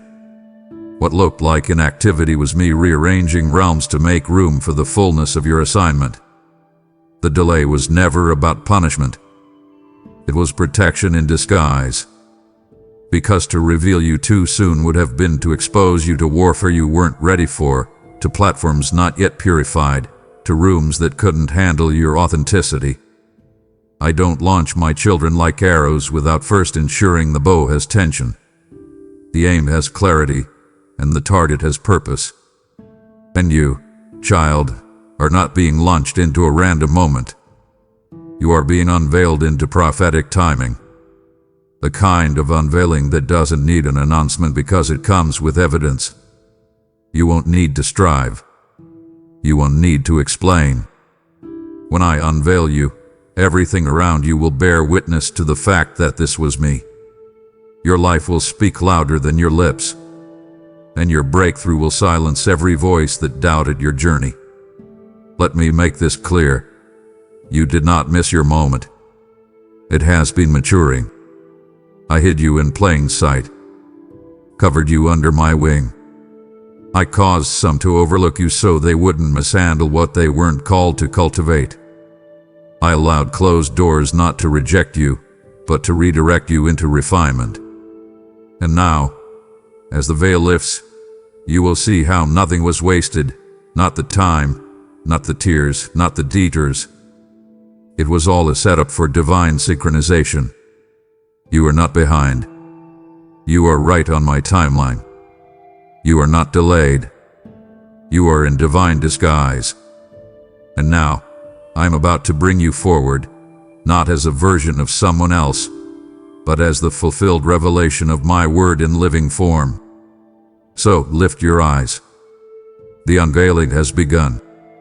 Walk boldly, not as one emerging from delay, but as one ascending from preparation.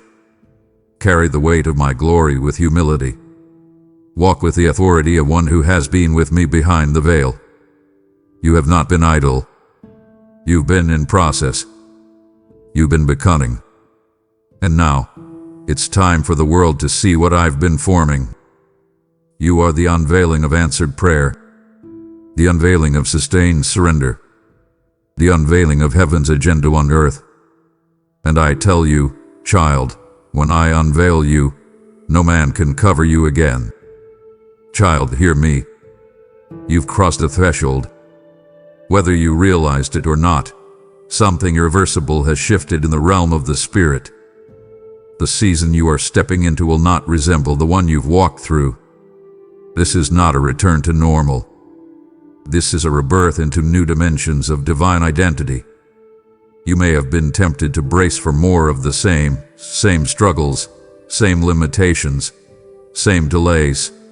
But I tell you now with divine clarity, what's ahead will not echo what's behind. You've passed through the fire, and I will not allow you to wear ashes in a season meant for crowns. The redefinition I'm speaking of is not cosmetic. It is not surface-level change. It is DNA-level transformation. I've altered the spiritual architecture of who you are. The shaking, the crushing, the waiting, all of it was preparing you for this exact moment. You no longer respond the way you once did. You no longer carry what you once tolerated. There is a boldness being birthed in you, not born of pride, but forged in presence. I am giving you a voice sharpened by silence, a stride steadied by surrender, a posture anchored in unshakable identity. You don't belong to your past anymore. You don't belong to your failures. You don't even belong to the opinions that tried to define you. You belong to my glory now. This means you cannot approach the future like you did the former. You cannot fight new battles with old weapons. You cannot carry new oil in cracked vessels. That's why I had to strip some things away. Not to leave you empty, but to make room for fullness. This season will require you to think differently, pray differently, respond differently, and I will equip you for all of it. There will be fresh grace on your words, new fire in your discernment, divine weight in your presence. People will look at you and not recognize the version of you that now walks with such authority, and that's the point. I'm reintroducing you not to them, but to you. So receive this as both promise and warning. You are not allowed to shrink. Not now. You are not permitted to rehearse old pain or revisit old patterns. I've closed the door behind you, not to punish you, but to protect what's ahead of you. Don't long for normal. A normal couldn't carry the promise. Normal couldn't bear the anointing. You weren't built for normal. You were built for glory. And now that glory is awakening in you, lean in. What I do through you next will not be familiar, but it will be divine. You've been pleading for clarity, asking me to make it plain, to map it out, to explain why it had to happen this way. You searched for answers like treasure, hoping the right explanation would somehow unlock the courage to move forward. But hear me, beloved, I'm not giving you answers. I'm giving you authority. Because the place you're stepping into doesn't require comprehension. It requires command. You are not being invited to analyze the battle. You're being empowered to win it. And victory does not come through understanding alone. It comes through occupying the ground I've already given you. I know that feels backwards. I know your heart longs for the why. But I am calling you into a level of faith that doesn't demand details to take dominion. You don't need to understand the storm to speak peace to it. You don't need a diagram of the battlefield to walk in conquest. You need authority. And child, that is exactly what I have been cultivating in the secret place. While you were weeping for answers, I was infusing you with weight. While you were begging for insight, I was forging a crown of unshakable spiritual governance. You have been crying out, God, just explain it to me. And I have been responding, child, just receive what I've placed on you. This is the hour where you stop waiting for the blueprint and start walking in boldness. Where you silence the need to know everything and start declaring what you do know, that I am faithful, that my promises are true, that the enemy is defeated, and that you carry my name. Speak, a child. Decree. Bind. Loose. Declare my word and watch how heaven backs your voice. You have legal authority in the Spirit. Use it. Stop begging me for permission to walk in power I already gave you. You don't need another confirmation. You are the confirmation. You don't need more signs. You are the sign. The enemy fears what you will activate when you finally realize what you already carry. So go now, not as one waiting for an answer, but as one who is the answer. You are my ambassador, and I am sending you into places not to make suggestions, but to take ground, to shift atmospheres, to silence darkness, to awaken destinies. And yes, questions will still arise, but you will not be paralyzed by them, because you will walk in the kind of authority that doesn't flinch in mystery, but moves in mastery. You may not know the why yet, but you know the who. And I, the great I am sending you not with just words, but with dominion. And hell will tremble when it sees you coming. I want you to breathe again, child. I want you to feel the weight of this truth settle into your bones like an anchor of peace. You were never late. You were never behind. You were never off schedule. I know how it looked. I know how others seemed to race ahead. I know you questioned yourself, wondering if you missed a sign, made a wrong turn, delayed your destiny. But I am telling you now, I don't measure purpose in minutes or progress in pressure. I move by divine sequence, not human speed. My timeline is not built on comparison, it's constructed on calling. And your calling has never been in jeopardy. Do you remember those moments when you felt stalled? When doors didn't open, when dreams seemed dormant, when prayers went unanswered for so long you stopped expecting? I wasn't punishing you. I was positioning you. I was slowing down time to synchronize heaven with your inner world. There were things I needed to complete in you before I could release you fully into what I had designed. You saw delay. I saw development. You saw pause. I saw bedform. You saw stagnation. I saw sacred sequence. And child, I need you to hear me clearly. Nothing has been wasted. Not a single day. Not a single tear. Not a single waiting room season. I have been using time as a tool, not an enemy. And now, it's about to serve you. Because what I'm releasing over your life next will not require catch-up.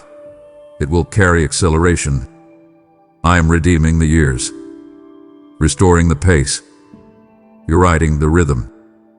Things that took others decades will take you days, not because you rushed, but because you rested in me. I'm about to cause divine convergence to overtake you. People, places, platforms, and provision will begin aligning with such supernatural fluidity that you'll know, this is not coincidence. This is kingdom order. You're not stepping into your turn. You're stepping into my perfect timing. And my timing is always flawless. So drop the guilt. Break agreement with regret. Silence the voice of false urgency. You are not racing a clock. You are walking in step with my spirit.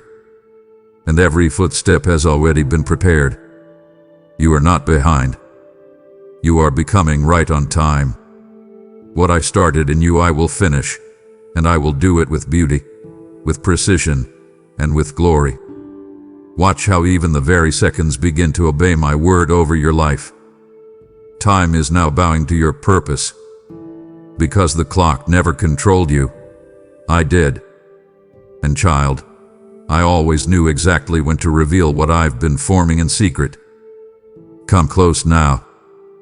This is holy ground. What I'm about to reveal is not only for you, it is for those who come after you. Because I have not just been rescuing you from cycles, I've been raising you as a cycle breaker. You've wondered why the warfare was so generational, why the attacks seemed to echo through bloodlines, why certain struggles kept repeating like shadows. It's because hell recognized your assignment before you did. The enemy knew that if you ever discovered who you truly were, the cycles that plagued your family would stop with you. The patterns of poverty, fear, addiction, silence, shame, they've all tried to survive one more generation. But I've raised you as a breaker. And now, the chains that once held your bloodline hostage are being shattered by your yes. This is not just about personal healing. This is about prophetic legacy. You are not merely recovering. You are rewriting. What was allowed in previous generations will no longer find entrance through you. I have given you authority to stand in the gap, not as a victim of what was, but as a vessel of what will never be again. You are confronting principalities that your ancestors didn't know how to name. You are dismantling altars built in silence. You are demolishing agreements made in trauma. And it's not because you're stronger than them. It's because you're surrendered in ways they didn't know they could be. You carry not just courage, you carry a divine commission. And heaven is backing every step you take into freedom. So let me make this clear. You are not cursed. You are called. You are not a repeat of what came before. You are the holy interruption. And your obedience is breaking things that will never return. Your healing is opening doors for generations you'll never meet. Your deliverance is not just for today, it's for tomorrow's lineage. Every time you pray, every time you fast, every time you choose forgiveness, every time you worship through weariness, you are rewriting spiritual history. And your family may not understand yet. Some may resist. Some may mock. But that's okay. Because breakers are rarely celebrated at first. But they are always remembered by what they destroy and what they build. So rise now, not as one burdened by the past, but as one armed to birth the future. You are more than a survivor. You are a pioneer. You're walking through ground no one in your line dared to tread. You are cutting paths through thorns of generational trauma, carving highways of holiness where there once was wilderness. And I tell you, child, you will not fail. Because I am with you. I am backing your every movement.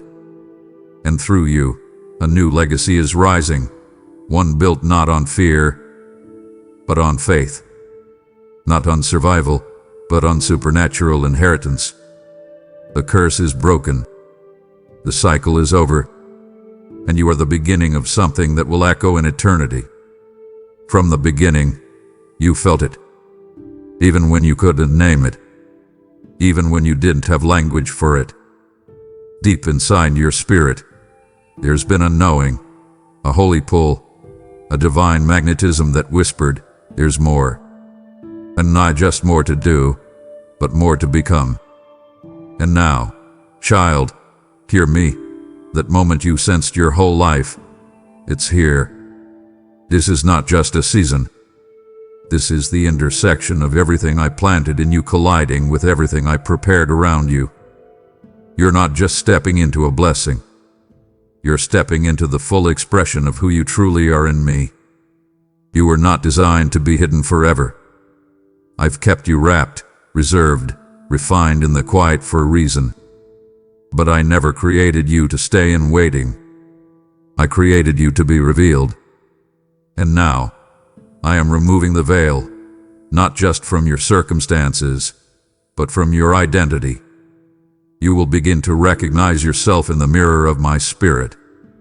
You will move with clarity that surpasses logic. Your voice will carry weight that surprises even you. Not because you suddenly changed, but because you finally caught up to who you've always been in my eyes. You are stepping out of roles and into revelation. You are no longer echoing others. You are releasing my original design. And with this becoming comes supernatural unlocking. Doors will respond to your presence. Resources will find you. People will begin to recognize something in you they didn't notice before. Not because you're louder, but because you're finally aligned. aligned with your assignment, aligned with your authority, aligned with the divine pulse of heaven that has always beat within your chest. I am not launching you. I am unveiling you. And this unveiling will not be a whisper. It will be a wave. You are not waiting for breakthrough anymore. You are the breakthrough for your family, your city, your generation. So rise, child. Not with fear, but with fire. Step into rooms with reverence, knowing that you carry kingdom keys. Walk into opportunities with boldness, not insecurity. Pray like someone who knows the throne room is open. Live like someone who knows they've arrived not at a destination, but into their destiny. This is the season your spirit has waited for. It's the becoming of all things. It's not the end. It's the divine unfolding. And you were born for this. And now, my child, my beloved, the time has come.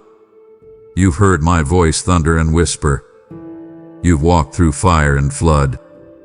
You stood in the tension of not yet and wrestled with the weight of maybe never. But I say to you with the full force of heaven, it is finished. Not your journey, but the era of hesitation. Not your battle, but the season of begging. Not your process, but the identity crisis that tried to keep you small. I have broken the silence. I have sealed my words in your bones. Now it is time to go forth. Go forth, not with partial faith, but with consuming certainty. I am not just with you. I am in you. The spirit that raised Christ from the dead isn't waiting to be activated. It's already awake in your chest. You have what you need. You are not lacking. You are not too late. You are not underqualified. Heaven has invested everything in you. Every battle built you. Every delay disciplined you. Every heartbreak made you a carrier of healing. Nothing has been wasted. Nothing needs to be added. You are ready now. And as you go, do not second guess what I've said. Do not dilute my word to fit their comfort. Do not negotiate with the old version of you who still wants to play it safe. That version has passed away. You have been resurrected into boldness, into commissioning, into calling. Walk through the doors. Speak in the rooms. Write the vision. Build the ark. Carry the mantle. Heal the wounded. Uproot the lies.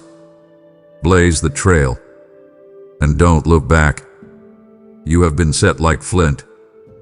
The oil is flowing. The angels are moving. The gates are open. And I, your God, am going ahead of you. So this is my final word for now, not because I am done speaking, but because you're ready to act. You've been spoken to. Now you shall speak for me. The world is waiting not for another sermon, but for a sent one. And you, child, are that one. You are my living message. You are my divine echo in the earth. Togo. Walk in fire. Walk in fullness. Walk in fearlessness. And let every step you take be a sermon hell regrets and heaven celebrates. You are not just called. You are commissioned. And this is just the beginning. Now that you've heard everything I had to say and received the fullness of your commissioning, this is where faith becomes fuel. If this divine message confirmed your calling, broke something open, or reawakened your spirit, then I am asking you to sow into what I'm building through it. When you give, through super thanks, membership, or the link below, you're not supporting content, you're spreading my voice. You are sowing into a fire that burns beyond the screen, into souls who will be transformed by the same glory that just touched you. Those who sow in tears shall reap with joy, Psalm 126:5, and your gift is the manna that multiplies. This is a holy moment, a prophetic act, and I am watching. So go now. Sow into this anointing. and I will surround your life with divine harvest, protection, and overflow. Before you scroll away, I want you to seal this moment. I didn't speak all of this just for it to be remembered. I spoke it so you would respond. If you know this word was for you, declare it out loud in the comments right now. This is my becoming. I receive everything God just spoke. Let that be your bold agreement with heaven, your holy yes to the fire, the fullness, and the future I just revealed. Don't stay silent where your destiny is being activated. Put it in writing. Make it prophetic. Make it personal. Because this isn't just the end of a message. It's the beginning of your movement. And now breathe, my child. Before you step forward, come away with me for a moment. Let's find a quiet place, just you and me. I know the noise that surrounds you is relentless. It's the clamor of deadlines at your job, the constant pinging from your phone, and the shouting voices from the news that try to fill you with fear about tomorrow. It feels like a storm of endless demands, doesn't it? And then there is the noise inside your own head, which is often the loudest of all. It's the voice of doubt that questions every decision you make. It's the echo of a harsh word someone spoke to you. It's the constant, nagging worry about your family, about your future, about whether you are truly enough. You try to push through it, to work harder, to be stronger, but you feel yourself getting lost in the static. Pause now, just for a second. Take a deep breath. You feel that knot in your stomach, the tension in your shoulders. That isn't from me. The world screams for your attention, but my voice is a whisper. It does not demand, it invites. The voices of the world will always leave you feeling drained, anxious, and measured against a standard you can never meet. They are the source of that confusion, that feeling of being pulled in 1,000 different directions. But my voice is different. Listen. My voice brings peace that settles deep within your spirit. It's the calm after the storm breaks. It doesn't add to your burdens.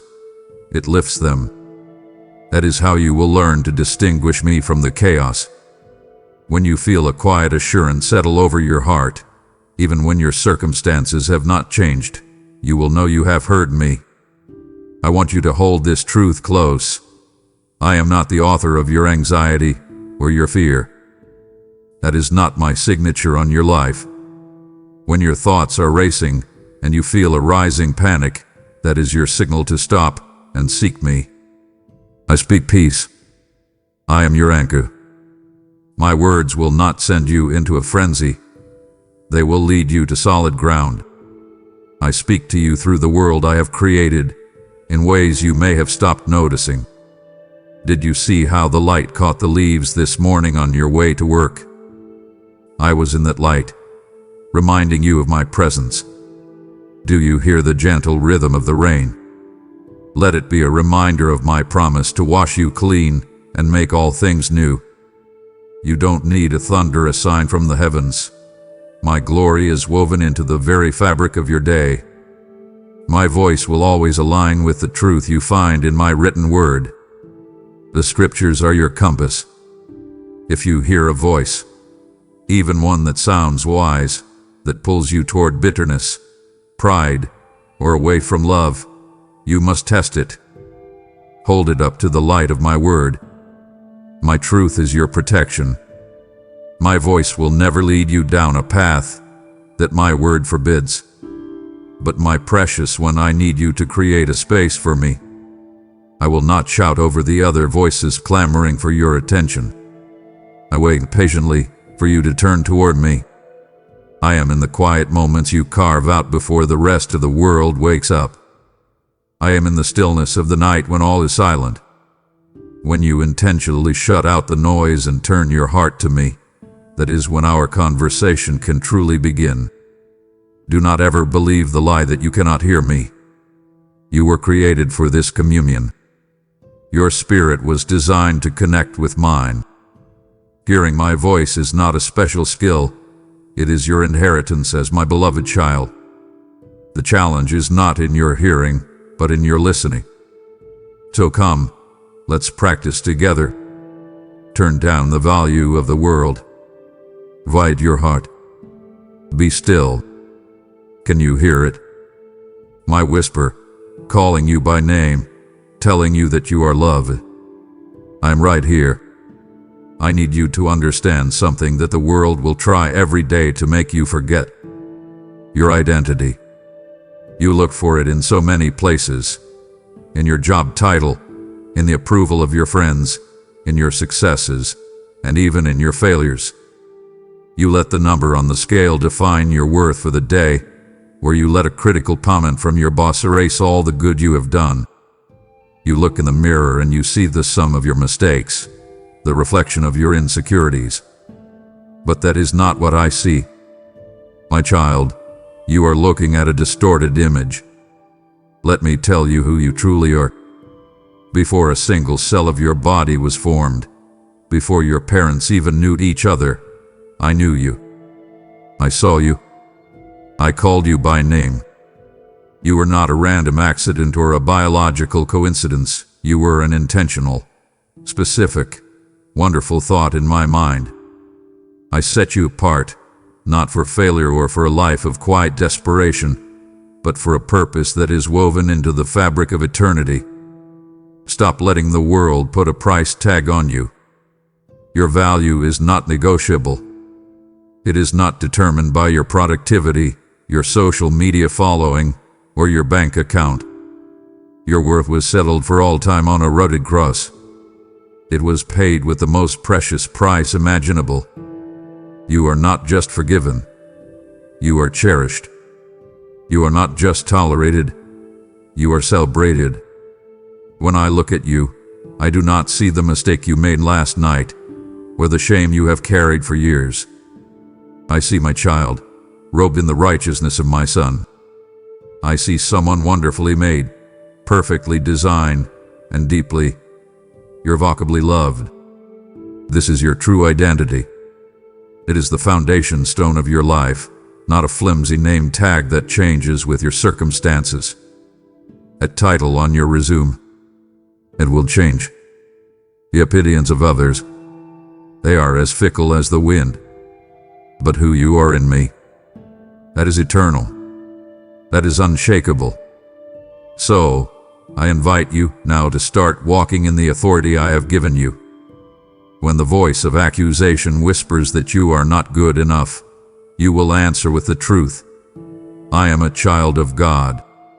When you feel small and overlooked, you will remember that you are an heir to my kingdom. This is not pride. This is the deepest humility, to accept the incredible gift of identity that I have given you. Live from this truth, not for the approval of others. Your identity is not something you have to earn. It is something you must receive. Let us talk about faith. I know this is a source of struggle for you. You think faith means having no questions, no doubts, no fear.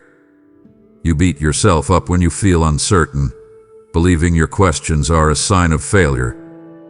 My beloved, that is not faith. That is a pretense. True faith is not the absence of questions. It is the choice to trust me in the middle of them. It is looking at the storm raging around you, acknowledging the wind and the waves, and still choosing to believe that I am in the boat with you.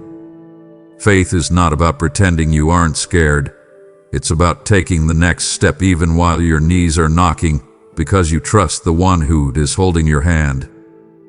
You have been waiting for a feeling to arrive, but I'm asking for a decision. Faith is the confident assurance that I am good, that my promises are true, even when your feelings and your circumstances scream the opposite. It is the substance, the reality, of the things you hope for. You must nourish this faith, my child. It will not grow on its own in a world determined to starve it. Faith is a muscle. It grows stronger when you exercise it. By immersing yourself in my word every single day, not as a religious duty, but as your daily bread, the nourishment your soul needs to survive. My word reminds you of my character, my promises, and my past faithfulness, and your faith is proven and strengthened in the fire of trials. I see you in that fire right now, and you feel the heat. You wonder if it will consume you. But look closer. This is the crucible. This fire is not meant to destroy you. It is meant to purify you, to burn away the impurities and leave what is real, strong, and lasting. Every time you choose to trust me in a small trial, you are building the strength to trust me in a larger one. Let your faith be active. It is not meant to be a private, passive belief. It must be demonstrated.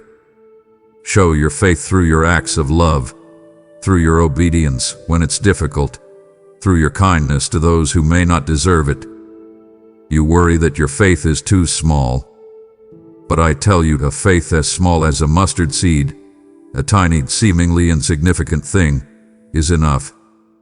Place that little seed of trust in my hands, and watch as I move the mountains of impossibility in your life.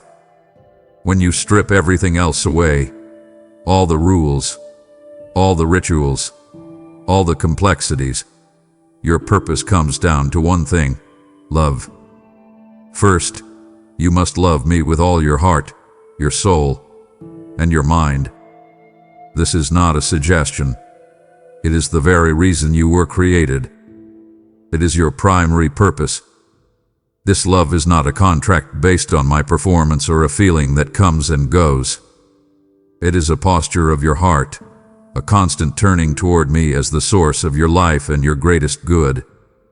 And flowing directly from this is the second, inseparable commandment: to love your neighbor as you love yourself. And who is your neighbor? It is the difficult coworker. It is the family member who misunderstands you. It is the stranger on the street. They are all made in my image, and I love them with the same fierce love I have for you. I know how hard this is for you. Love, in my kingdom, is not the easy, sentimental emotion the world portrays. My love is patient, and I see you struggle with impatience. It is kind, and I see you battle with harsh thoughts and words. My love does not envy. It does not boast. It is not proud. It is a choice, a discipline, an action. And the most challenging action of all is to forgive.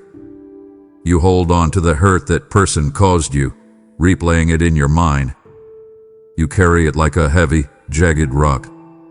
To love them is to forgive them, and to forgive is to release a prisoner, only to discover that the prisoner was you.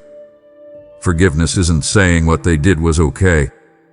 It is saying, I will no longer allow what you did to have power over my heart. I entrust the justice for this to God.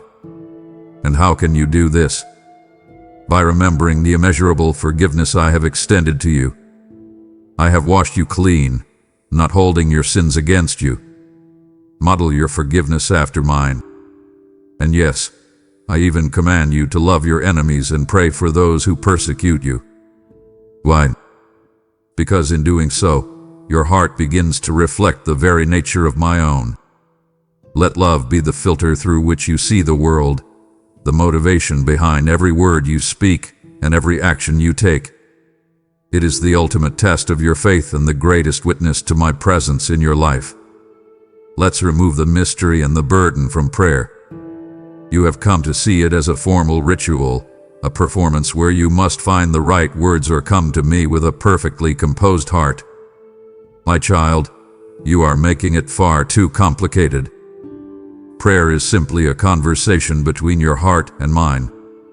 It is communion. It is the breath of your spiritual life. I don't want your polished speeches. I want your honest heart. Stop trying to clean yourself up before you talk to me. Come as you are, frustrated, confused, tired, angry. I can handle it. I invite you to bring all your anxieties, every single worry that keeps you awake at night, and lay them before me. Why? Because I care for you more deeply than you can possibly imagine. You not cease to pray. You think this means you must be on your knees for hours. No. It means keeping the line of communication open all day long. Talk to me while you're driving. Whisper a thank you while you're drinking your coffee. Cry out to me in the middle of a difficult meeting. Prayer is not only about asking for things. That is part of it, yes, but it is also about listening. It is about pausing long enough to hear my gentle whisper. It is about praise, shifting your focus from the size of your problems to the size of your God. It is about giving thanks, acknowledging the countless blessings you so often overlook. There will be times when the pain is too deep, when you do not know what to pray. You just feel a groan in your spirit. Know this, in those moments, my own spirit intercedes for you, translating the language of your tears into prayers that reach my throne. There is immense power when you simply show up, and there is an exponential power when you gather with others who believe. Do not abandon this sacred bond. When you join your hearts together in prayer, you are inviting my presence and my power in a way that will change everything. Forget the ritual. Just talk to me. I am listening. We have just begun to speak of the deepest matters of your spirit. I am pouring out my heart to you, revealing how we can walk in communion. Will you truly walk away now, leaving this conversation unfinished? Do not choose the noise of the world over my whisper. It would grieve me deeply to see you leave this place of peace so soon. I want you to change the way you see the scriptures. You have often approached my word as a history book or a rule book, a collection of ancient stories and commands. But it is so much more than that. My word is alive, is active. Right now, as you read it or hear it, it is accomplishing something within you. It is sharper than any two-edged sword, able to cut through the noise and the defenses you have built up around your heart. It can divide soul from spirit, exposing your deepest motivations and intentions. It is a perfect mirror.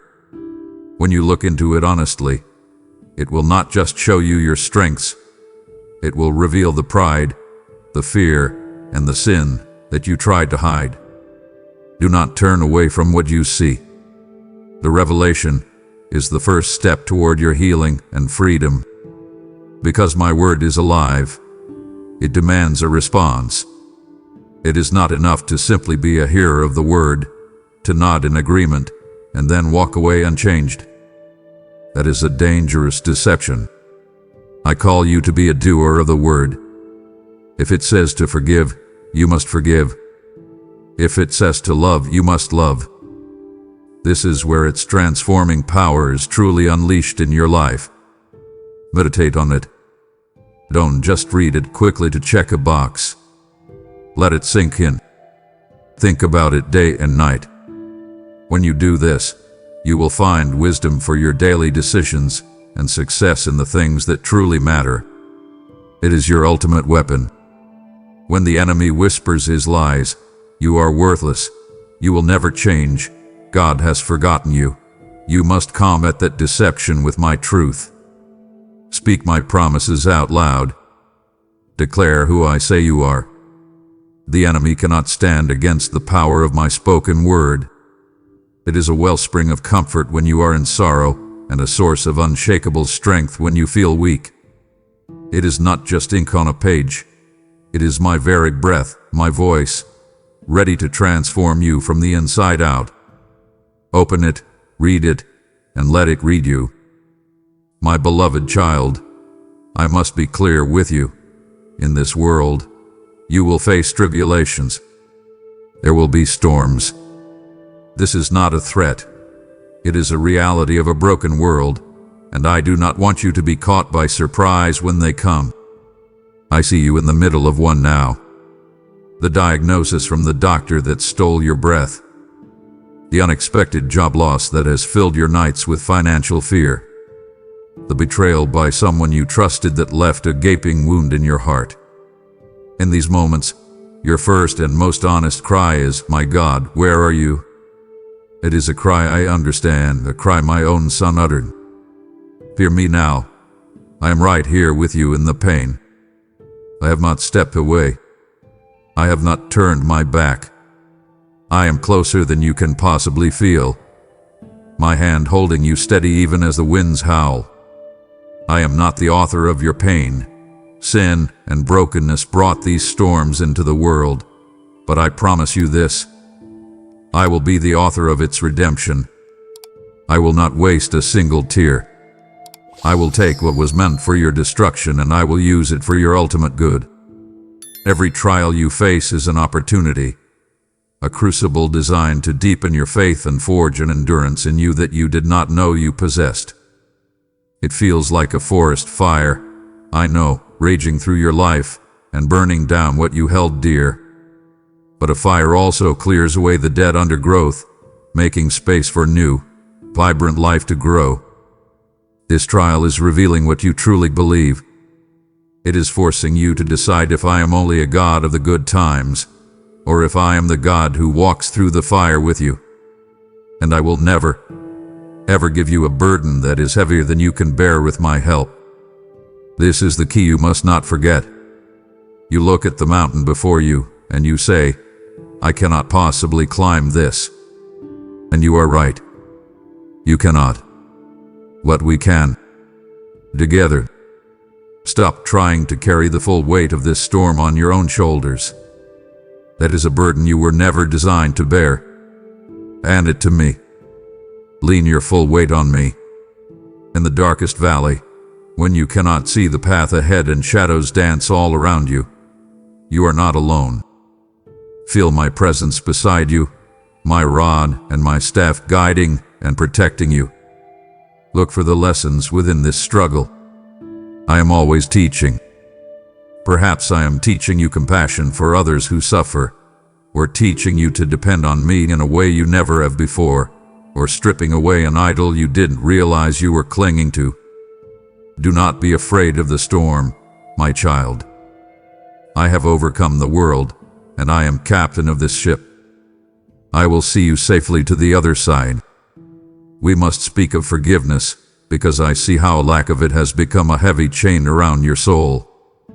You think of the person who hurt you, the one who betrayed your trust, spoke lies about you, or wounded you so deeply, and the memory is as fresh and sharp as if it happened this morning.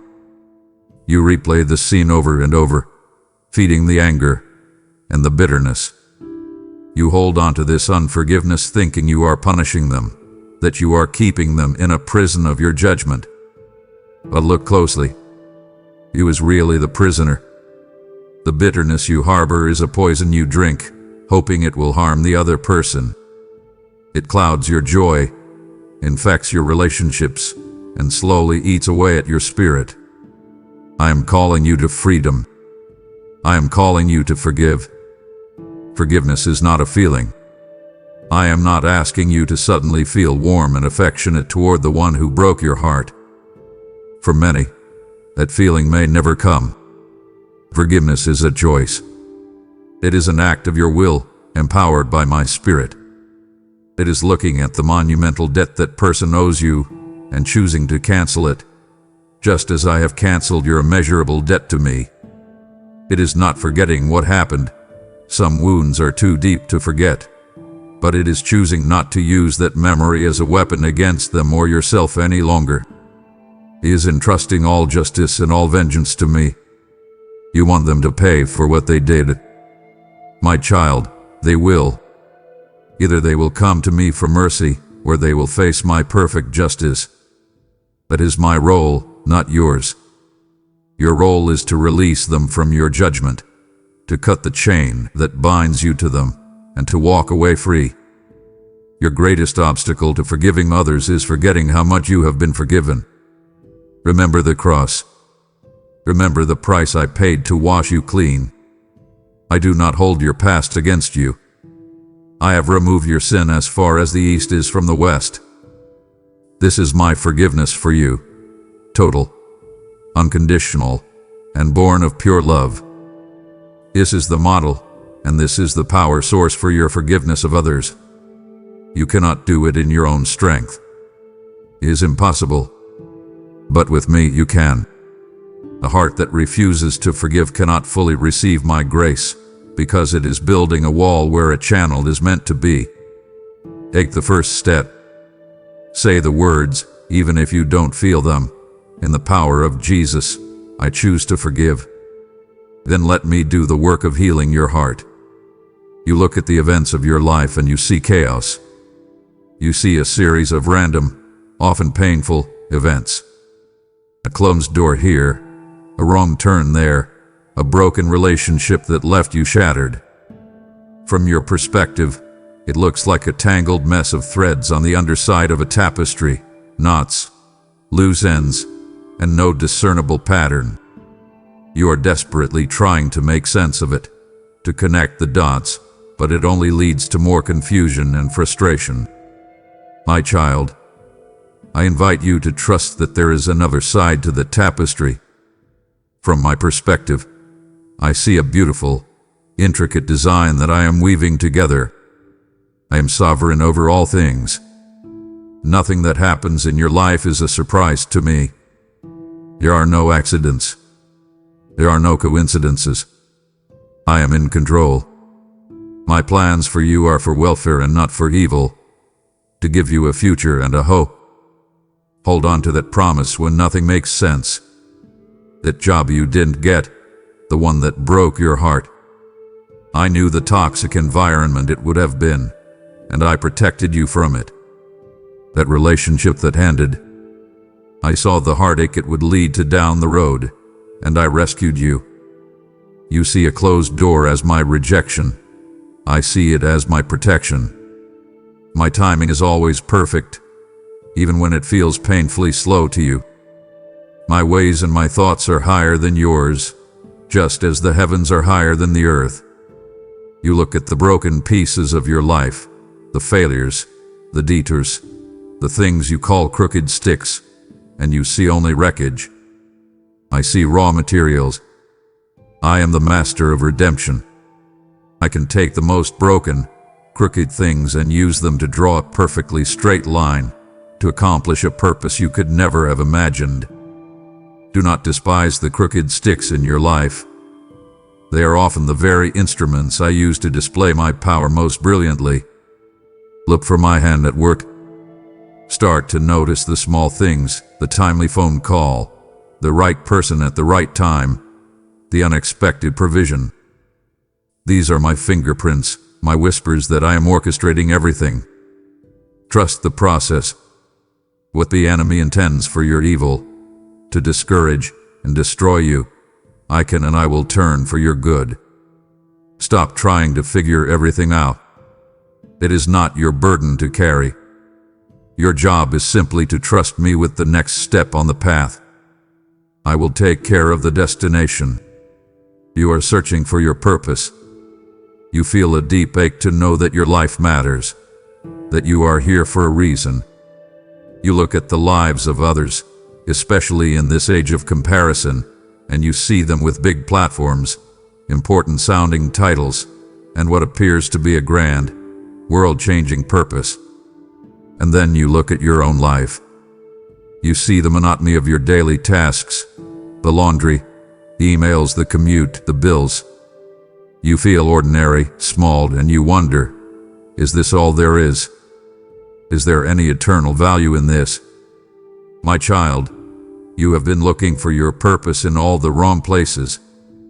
You are looking for a title. I am looking for a faithful heart. You are looking for a stage.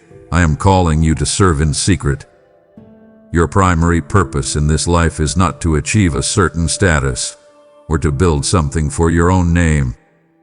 Your first and greatest purpose is simply to know me, to love me, and to bring glory to my name right where you are.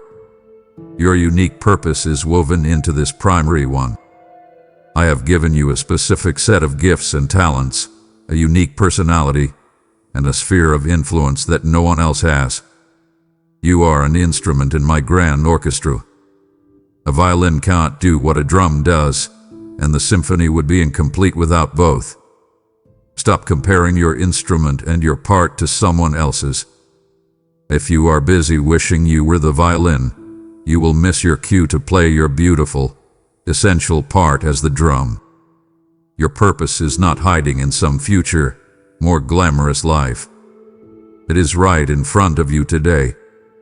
It is in the way you show patience to your child when you are exhausted. It is in the way you do your work with integrity when your boss isn't looking. It is in the encouraging word you speak to a struggling friend. These are not interruptions to your purpose. These small, daily acts of obedience and love are your purpose. Do not despise the small things. It is in your faithfulness in the mundane that I am building a character worthy of my kingdom. Fulfill your purpose today. Love me. Love the people I have placed in your path. Use the gifts I have given you to serve them. That is a life that matters. That is a life that resounds with eternal significance. I am laying before you the very map of your life, the purpose behind your pain, and the promise that redeems it all. To stop listening now would be to cast aside the wisdom I long to give you. It would wound my heart to see you choose to wander in confusion while I am offering you the path home. You have just heard how your purpose is woven into my grand design, and if your heart now burns to be a part of this work in a greater way, then know I am calling you to sow into this mission of light. Your gift is not a transaction. It is a river of my living water, sent forth to reach parched souls I long to draw to myself. I am declaring over you now what my word promises. I who supply seed to the sower will multiply your seed sown and increase the harvest of your righteousness. This is not a mere request. It is a divine appointment for you to partner with me in carrying my voice to the ends of the earth. As you release this seed in faith, I will command a multiplied harvest back into your own life and protect what is yours. Act now. Click the super thanks. Join as a member, or use the link in the description to become a channel of my purpose in the world. Let's redefine worship together. You have come to equate it with music, with the 30 minutes of singing on a Sunday morning. And while that is a beautiful and powerful expression of worship, it is only a tiny fraction of what it truly is. You feel guilty when you don't feel it during the songs, when your mind is distracted by the worries of the week. You feel like a failure in worship. My beloved, this is because you have limited worship to a single activity. True worship is not an event you attend. It is the posture of your heart in everything you do. The most profound act of worship is to offer your body, your entire self, as a living sacrifice. What does this mean? It means you climb upon the altar each morning in an act of surrender and say, "My life is not my own today. My time, my energy, my plans, my resources, they are all yours. Use me for your purposes." Then you get off the altar, and you live out that sacrifice in the real world. How you handle the frustrating driver in traffic, that is an act of worship. How you choose to respond with gentleness instead of anger to your spouse, that is a song of praise to me. How you conduct your business with honesty and integrity, that is a beautiful anthem that honors my name. A life overflowing with gratitude is a continuous act of worship. When you choose to thank me in all circumstances, you are declaring your trust in my sovereignty. Worship is the act that realigns your perspective. It is the deliberate recalibration of your heart, turning your focus from the overwhelming size of your problems to the infinite greatness of your God. It reminds your own soul who is truly in charge. I desire you to worship me in spirit, with a sincere heart, and in truth, according to the reality of who I am. So do not worry about the quality of your singing voice. I am not listening for musical perfection. I am listening to the melody of your obedience, the harmony of your trust, the rhythm of a life lived completely for me. Let your entire life, your work, your rest, your relationships, your private thoughts become a symphony of praise to your Creator. That is the worship I seek. When my Son ascended into heaven, He made a promise. He said, "I will not leave you as orphans."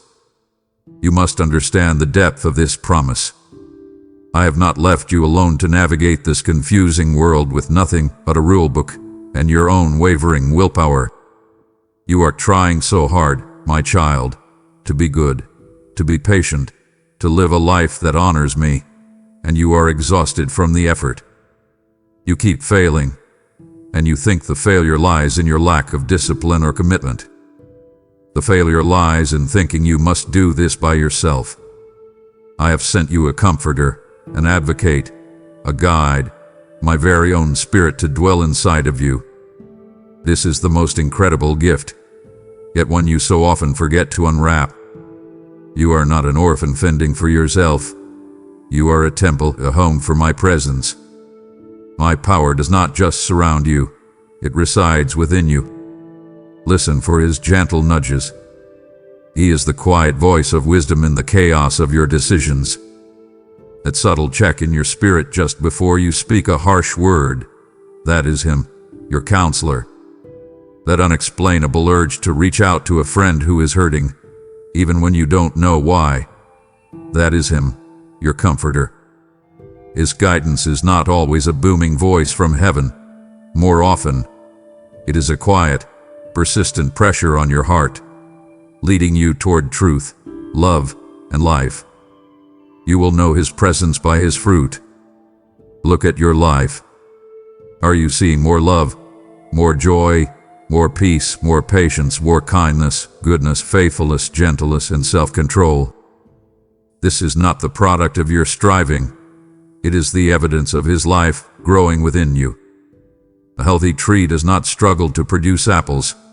It just does, because of the life flowing through it.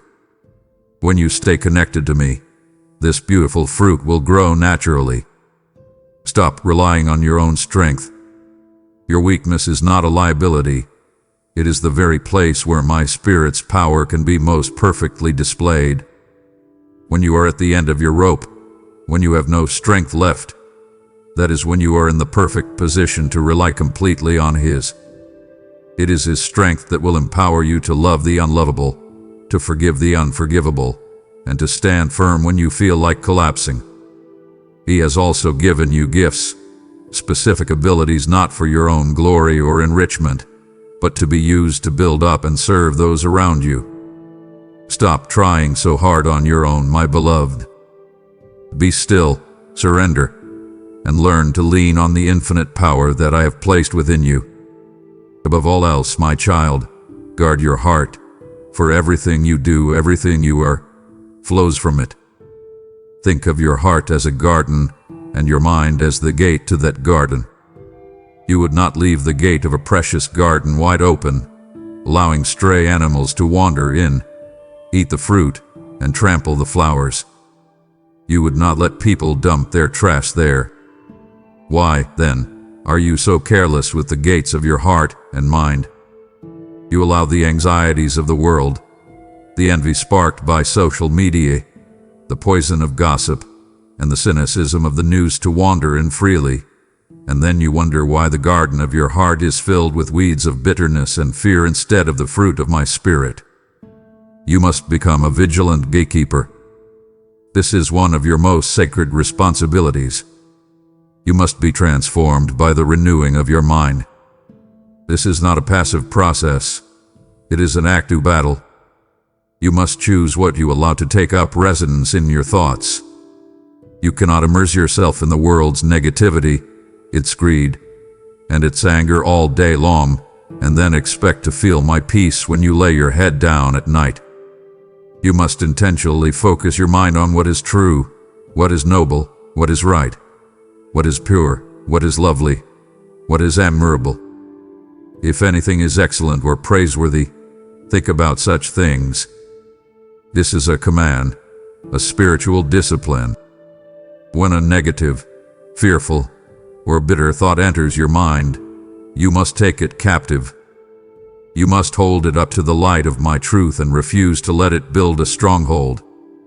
That envy you feel when you see someone else's success, recognize it as a weed. Pull it up immediately by its roots by choosing to give thanks for what I've given you, and even choosing to pray a blessing over that other person. Do you see how this changes everything? You fill your heart and mind with my word. When your heart is full of my promises, there is less room for the enemy's lies. When an anxious thought spirals, you combat it by speaking my promise of peace. When a thought of worthlessness attacks, you counter it with the truth of your identity as my cherished child. Cast your anxieties on me. This is an active verb.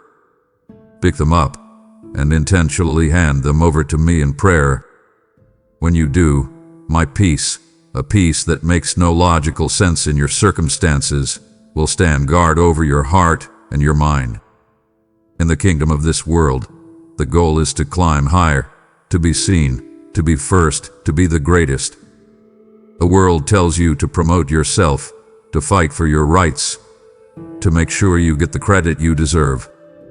Now listen closely, for my kingdom operates on a completely different, upside-down economy. In my kingdom, the first shall be last, and the greatest of all is the one who becomes the servant of all. I am calling you to a life of humility, and this is a concept you have often misunderstood. Humility is not thinking less of yourself. You are a child of the King, and you should never grovel in false self-deprecation.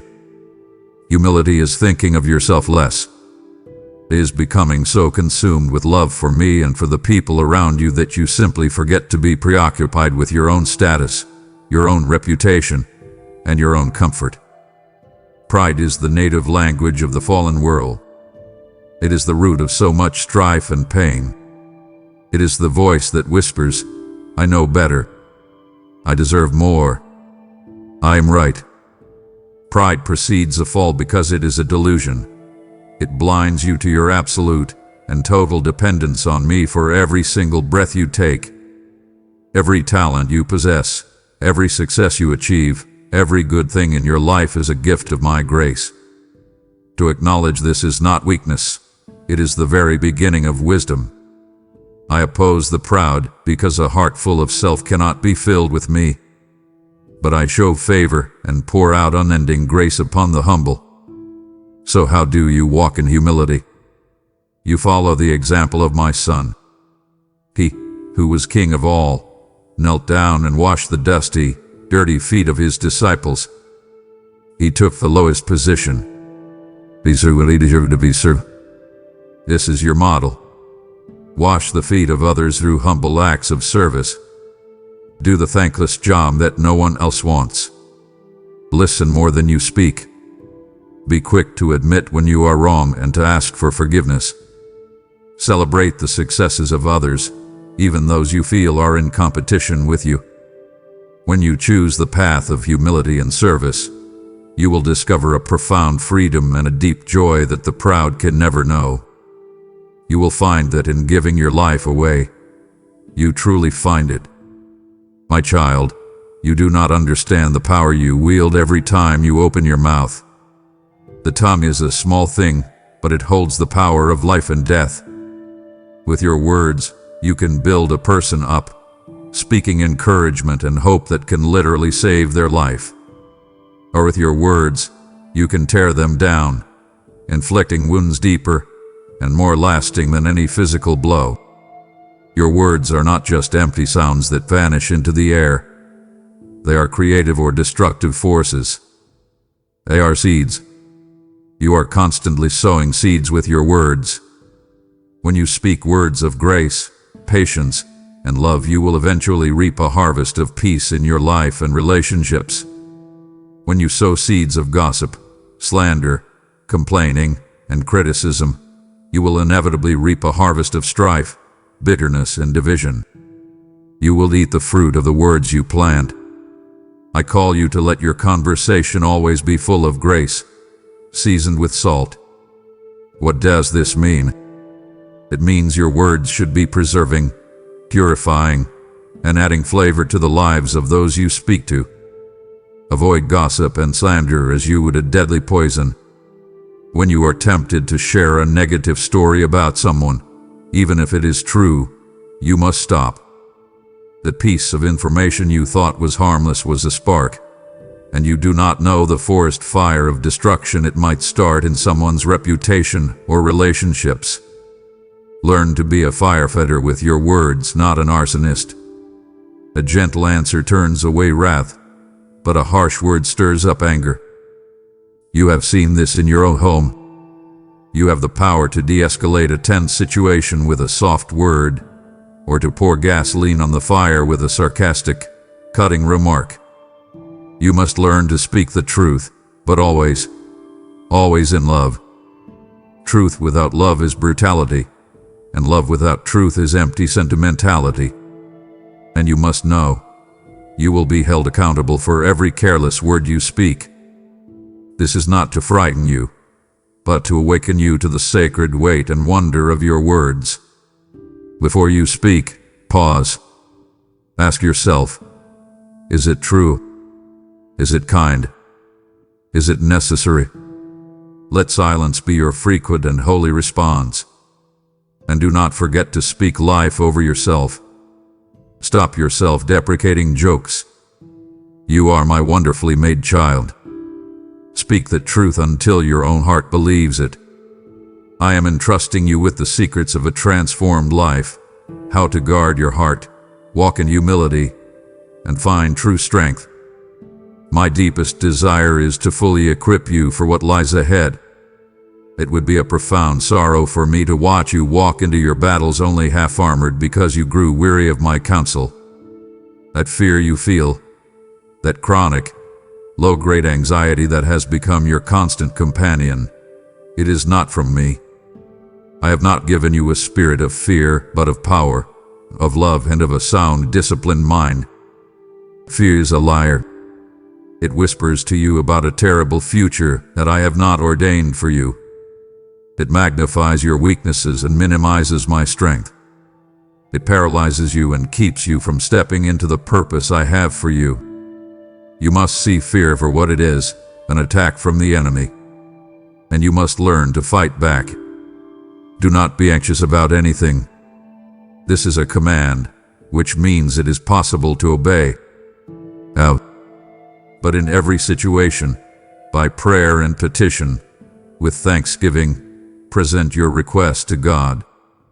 This is your battle plan. The moment you feel fear or anxiety rising, you are to immediately turn it into a prayer. Acknowledge the fear, but then give it to me, and crucially, thank me.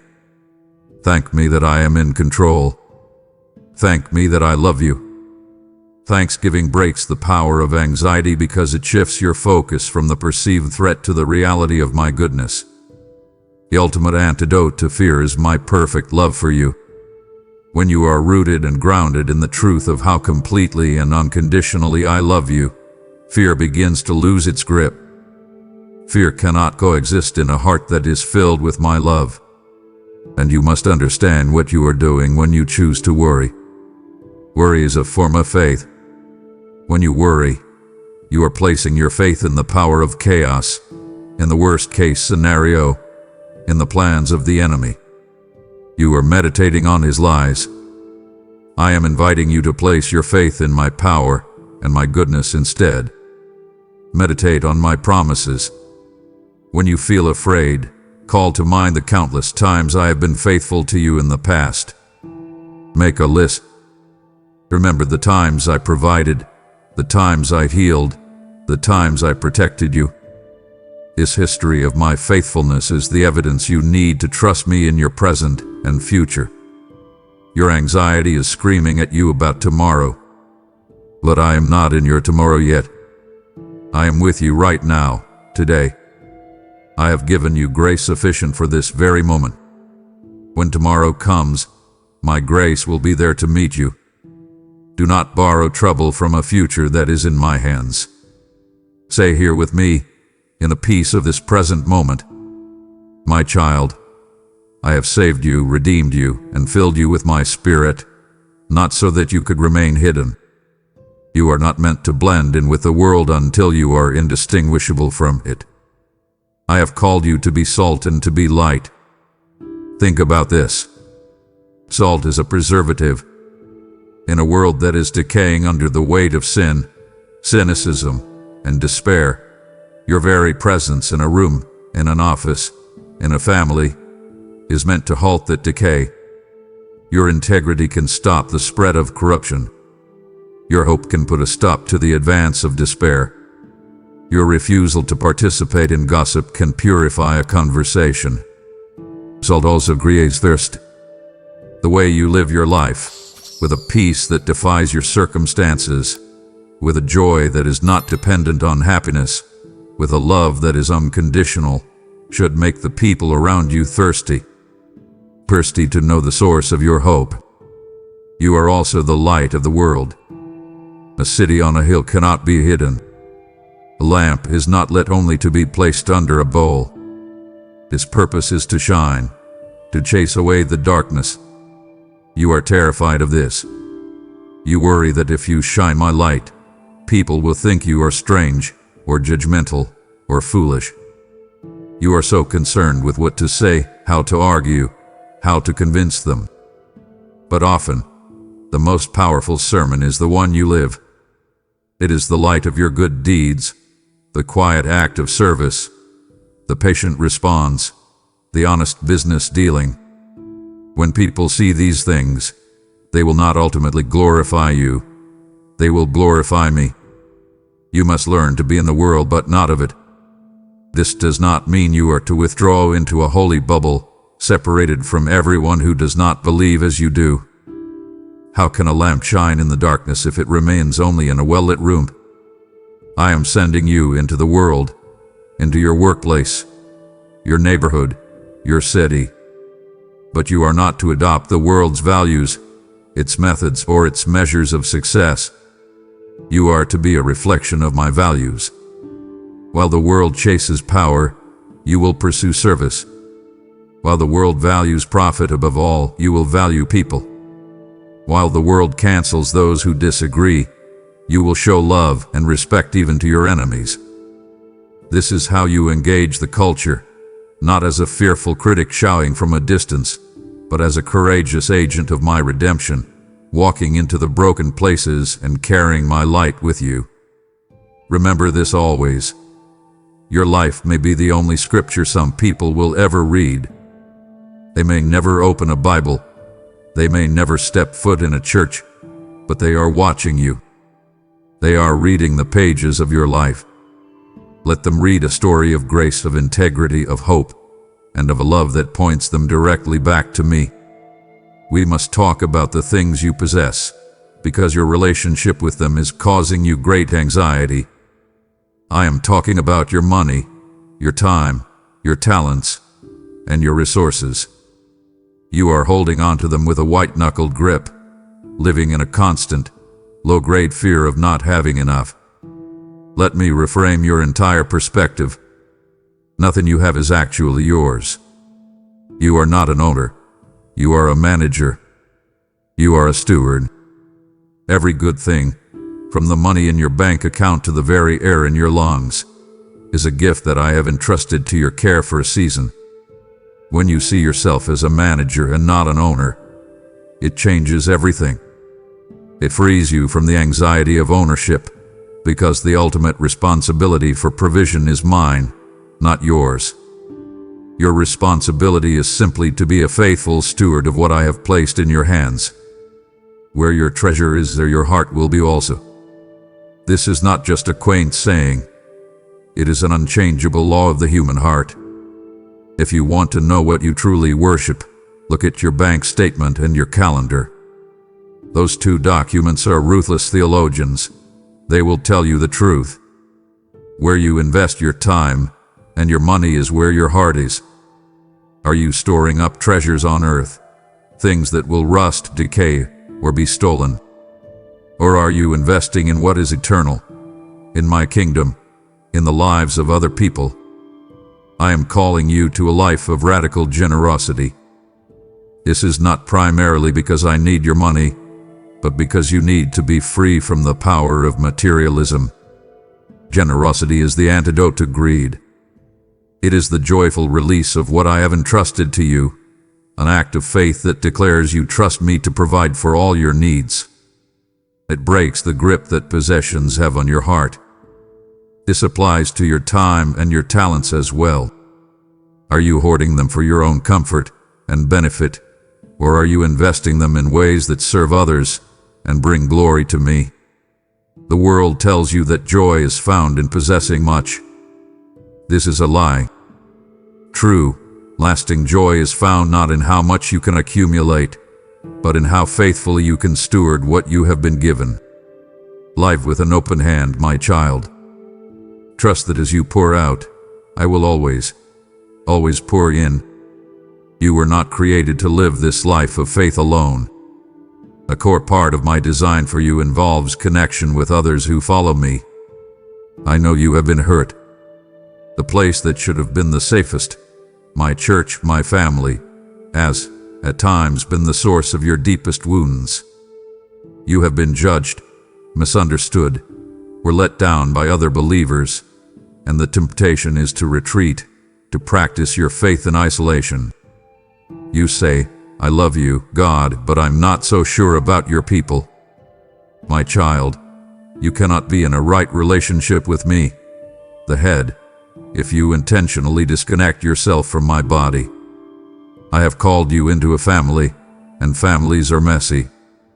They are filled with imperfect people who will inevitably hurt one another, just as you are imperfect. Do not let a wound caused by one of my children cause you to forsake the entire family I have given you. Do not give up meeting together. You need the encouragement, the support, and the accountability of other believers. This is what it means to be my church, to bear one another's burdens. When you see your brother or sister struggling under a heavy weight, you are to come alongside them and help them carry it. This is how you fulfill the law of Christ. It means bringing a meal when they are sick, watching their children when they are overwhelmed, offering a listening ear when they are grieving, and speaking my truth when they are straying. Mein Schopen sein. This means that in authentic, honest relationships there will be friction. There will be sparks. You will rub each other the wrong way. But it is through that very process that you are both made sharper, stronger, and more like me. You must learn to rejoice with those who rejoice. When your brother or sister is blessed, you are to celebrate with them, casting aside all envy. And you must mourn with those who mourn, entering into their sorrow and weeping with them. This is the practical, everyday work of love. It is this deep, authentic, burden-bearing love for one another that will be the ultimate sign to a watching world that you are truly my disciples. They will not be convinced by your perfect theology or your impressive buildings. They will be convinced when they see your selfless love for each other. So press into the messiness of fellowship. Forgive. Jawad. Be vulnerable. It is in this sacred bond that you will find a strength you could never find alone. Wake up, my child. You must understand that you are in a battle. Many of your struggles, the ones that you attribute to your own weakness or to other people, have roots in a spiritual reality. Your struggle is not ultimately against flesh and blood, not against your boss, your spouse, or that difficult family member. They are not your true enemy. Your battle is against spiritual forces of evil, against an enemy who is real and who despises you because you are made in my image, and you belong to me. He is a liar and the father of lies. His primary weapon is deception. He is whispering to you right now. Lies about who you are, lies about who I am. Lies that fill you with fear, shame, and division. You must learn to recognize his voice so you can stand against his schemes. Because you are in a battle, I have not left you defenseless. I have provided you with a full suit of armor, and you must intentionally put it on every single day. Would a soldier ever charge into enemy territory without his gear? Why then do you rush into your day spiritually unprotected? Gird your waist with the belt of truth, knowing and standing on what is real. Put on the breastplate of righteousness, living in the reality that you are made right with me through my Son. Shod your feet with the readiness of the gospel of peace, standing firm and stable. Above all, take up the shield of faith, with which you can extinguish all the flaming arrows of the evil one, those arrows of doubt, accusation, and fear. Take the helmet of salvation, protecting your mind with the unshakable assurance of who you are in me. And wield the sword of the Spirit, which is my word. This is your one offensive weapon. When the enemy attacks you with a lie, you must counter it by speaking my truth out loud. And you must pray. Prayer is the communication system of this spiritual battle. You fight from a position of victory. The decisive battle has already been won at the cross. My Son disarmed the enemy and triumphed over him. You are not fighting for victory. You are fighting from a place of established victory. So stand firm. Resist the devil, and he will flee from you. Do not be ignorant of his schemes, but do not be consumed by fear of him either. He is a defeated foe. Recognize the true battle, put on your armor, and stand your ground in the authority I have given you. Now that you understand the reality of the battle, will you leave my presence before I give you the ultimate promise of my unfailing presence within it? I have saved the most vital truths for this final moment. To turn away now would break your Father's heart, for I long to see you walk in absolute victory, not abandon my words just before the dawn. You now understand the battle is real, but if your spirit rises up wanting to do more than just stand your ground, then I am calling you to arm others for this very fight. Your support becomes the sword of the Spirit in the hands of those still captive, breaking chains of darkness I long to see shattered. My promise to you is spoken for this moment. Give, and it will be given to you. Running over, it will be poured into your lap. This is a strategic advance in my kingdom, and I am appointing you as a provisioner for my army of light.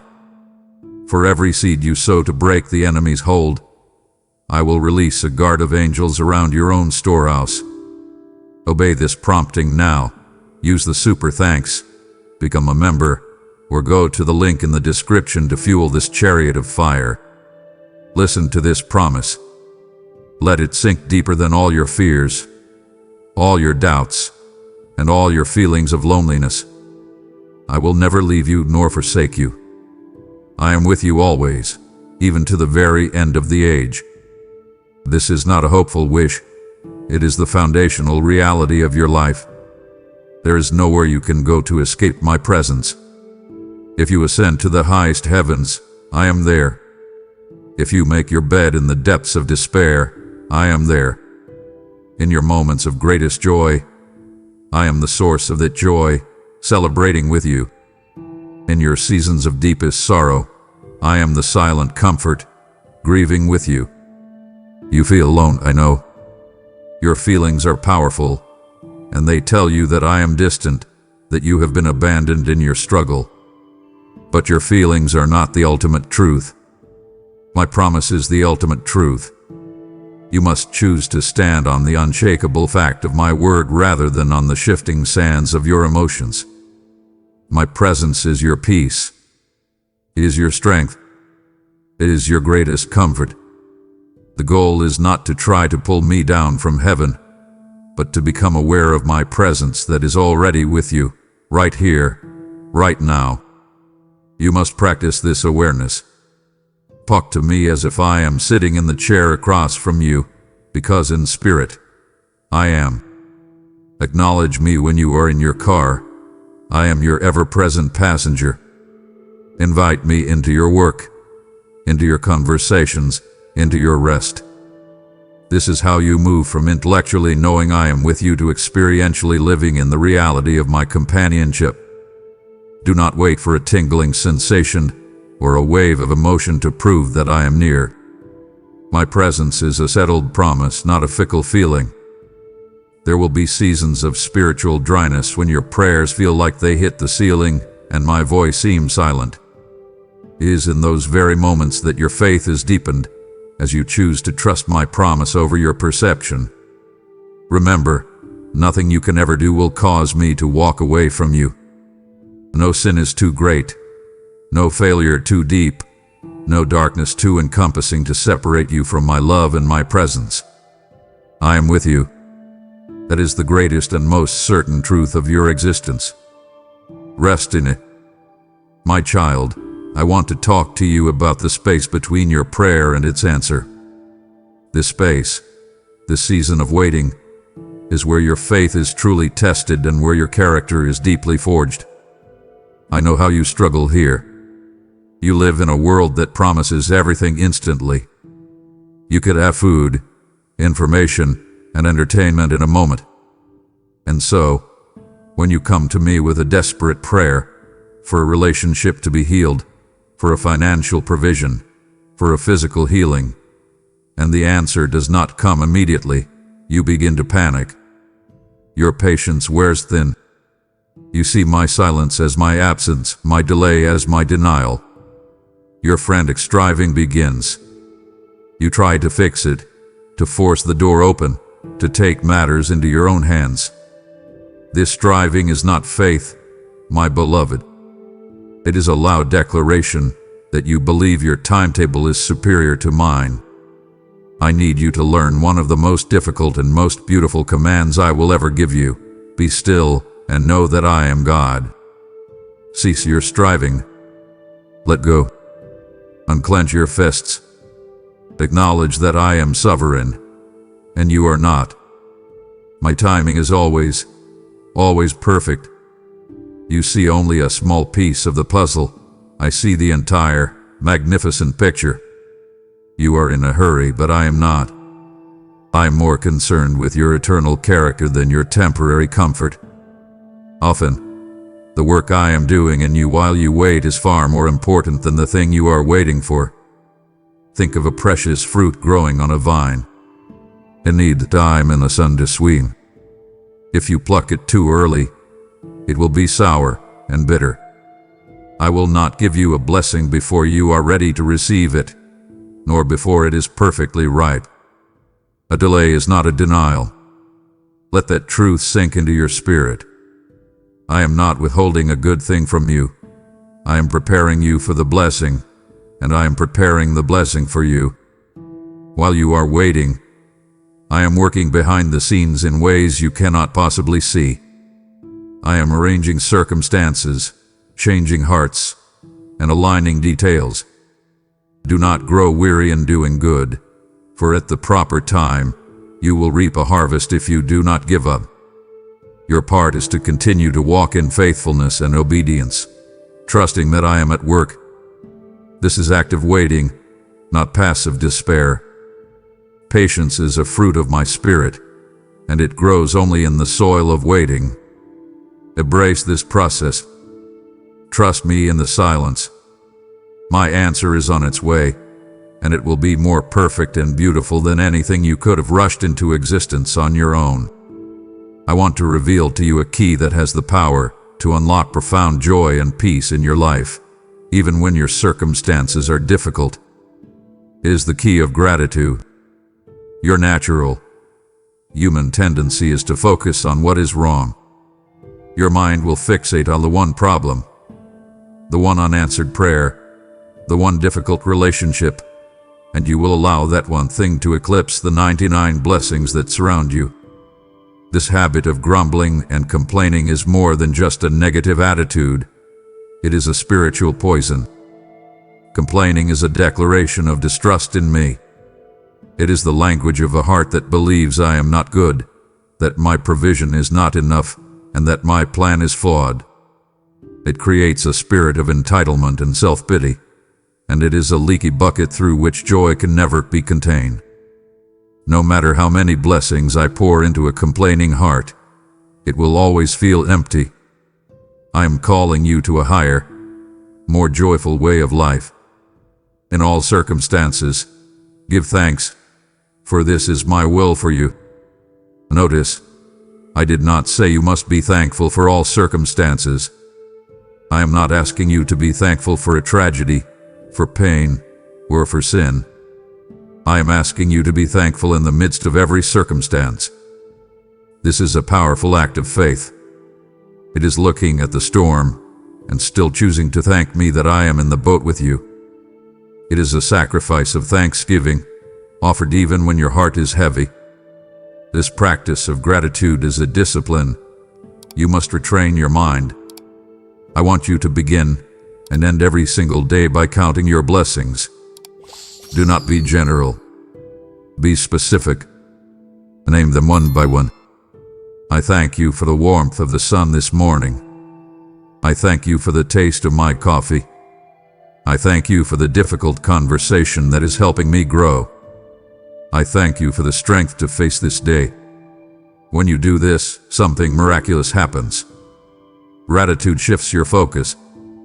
It is a lens that does not change your circumstances, but it changes how you see them. It pulls your attention away from what you lack and fixes it on the abundance of my grace that is already yours. A thankful heart is a joyful heart.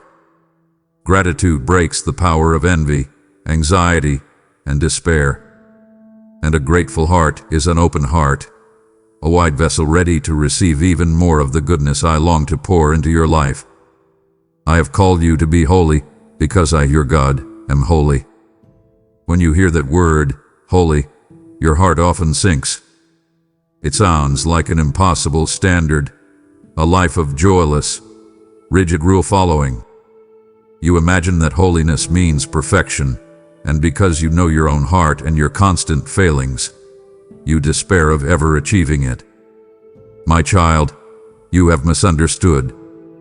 This is the enemy's caricature of holiness, designed to keep you trapped in a cycle of sin and guilt.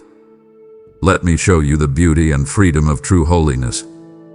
Holiness is not first and foremost about a list of rules. It is about a relationship. It means to be set apart. Imagine a beautiful cup, chosen by a king to be used only for his own table. The cup is not inherently better than any other cup, but its purpose, its exclusive dedication to the king, is what makes it holy. I have chosen you. I have set you apart from the world to be exclusively mine.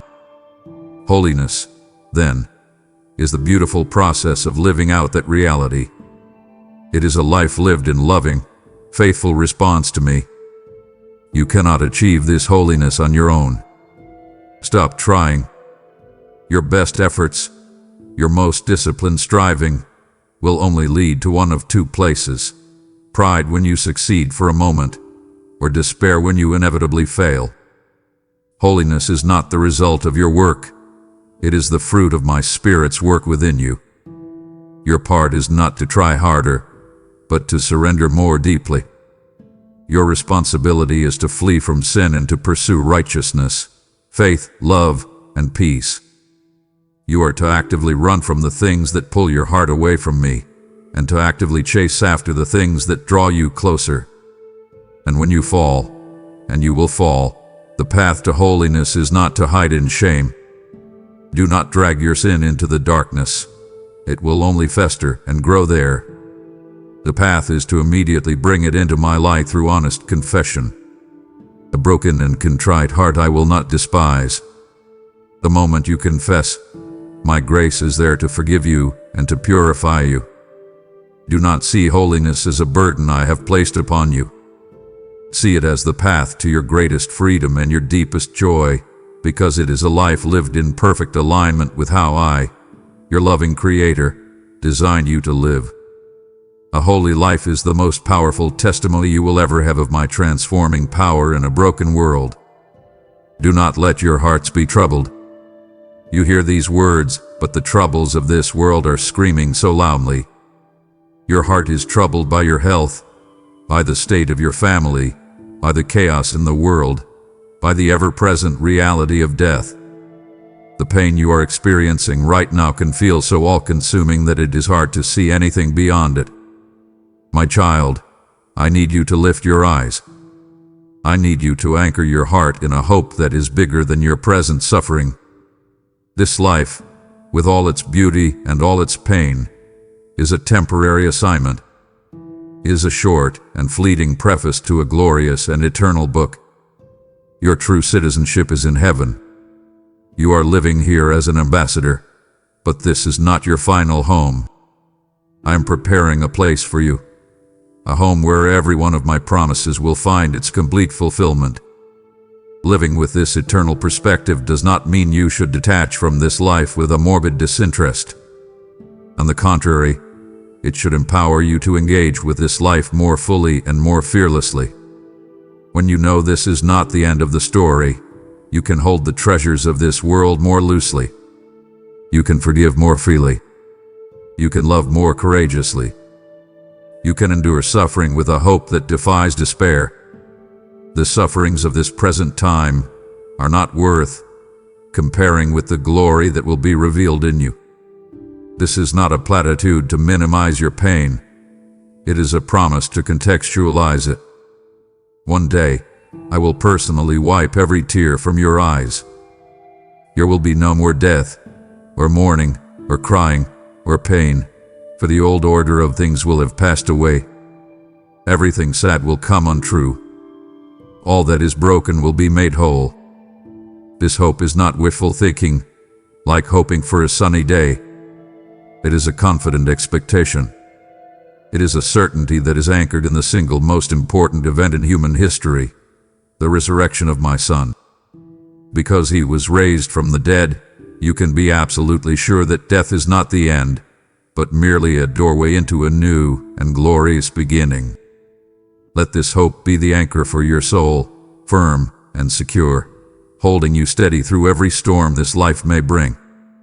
I have laid before you the eternal hope that anchors your soul. All that remains is for me to seal our entire conversation with my unending covenant of grace and a final, personal blessing. My heart yearns to send you forth not just informed, but anointed. It would grieve my spirit if you left this holy ground before allowing me the joy of placing my name upon you for the journey ahead. Let us speak of the path back to me when you have strayed. This path is called repentance. It is a word you often associate with shame and groveling, but I want you to see it as a beautiful, life-giving gift. True repentance is not just feeling sorry that you got caught, or feeling sad about the painful consequences your sin has brought into your life. That is worldly sorrow, and it leads only to death. True repentance is a deep, heartfelt grief over the sin itself, because you realize it has broken fellowship with me, the one who loves you most. It is agreeing with me about your sin, calling it what I call it, without making excuses or shifting blame. But it does not stop there. The essence of repentance is a turning. Imagine you are walking down a road that is leading you away from me, into darkness and destruction. Repentance is the decisive, 180-degree turn to abandon that road and start walking back toward me, toward light and life. It is a change of mind that leads to a change of direction. You cannot do this on your own.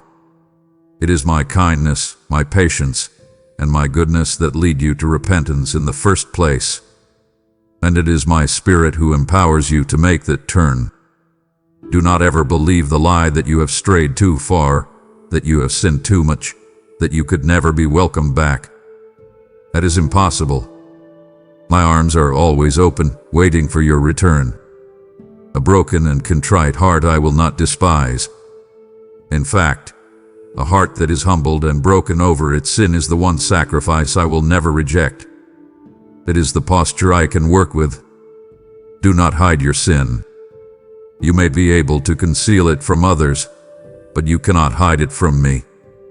And when you keep it in the darkness of secrecy, it festers like a splinter in your soul, causing a deep infection of guilt and shame. You must bring it into my light. Drag it out into the open through honest confession to me. The moment you do, the moment you expose it to my light, my power is released to heal it. My forgiveness washes over you, and the fellowship between us is instantly restored. Repentance is not a one-time event that happened when you first came to me. It is the daily posture of a humble heart, constantly recalibrating its course, turning away from its own will and turning back toward mine. Each day is a new opportunity to walk in the freedom and renewal that true repentance brings. My child, as we come to the heart of everything, I need you to understand the most pivotal truth of your existence. It is the truth of my grace and mercy. You live under a heavy, invisible burden, the burden of trying to be good enough. You strive, you work, you try to earn my approval, and you live in a constant state of exhaustion, always feeling like you are falling short. You look at your failures, your repeated sins, your weaknesses, and you fear that my patience with you is a finite resource, that one day you might use it all up. You are trying to earn something that is, by its very nature, a free and unearnable gift. It is like a drowning person trying to pay the lifeguard who is in the very act of saving them. I command you to stop striving. I command you to rest and simply receive the rescue I am offering you. This rescue is called grace.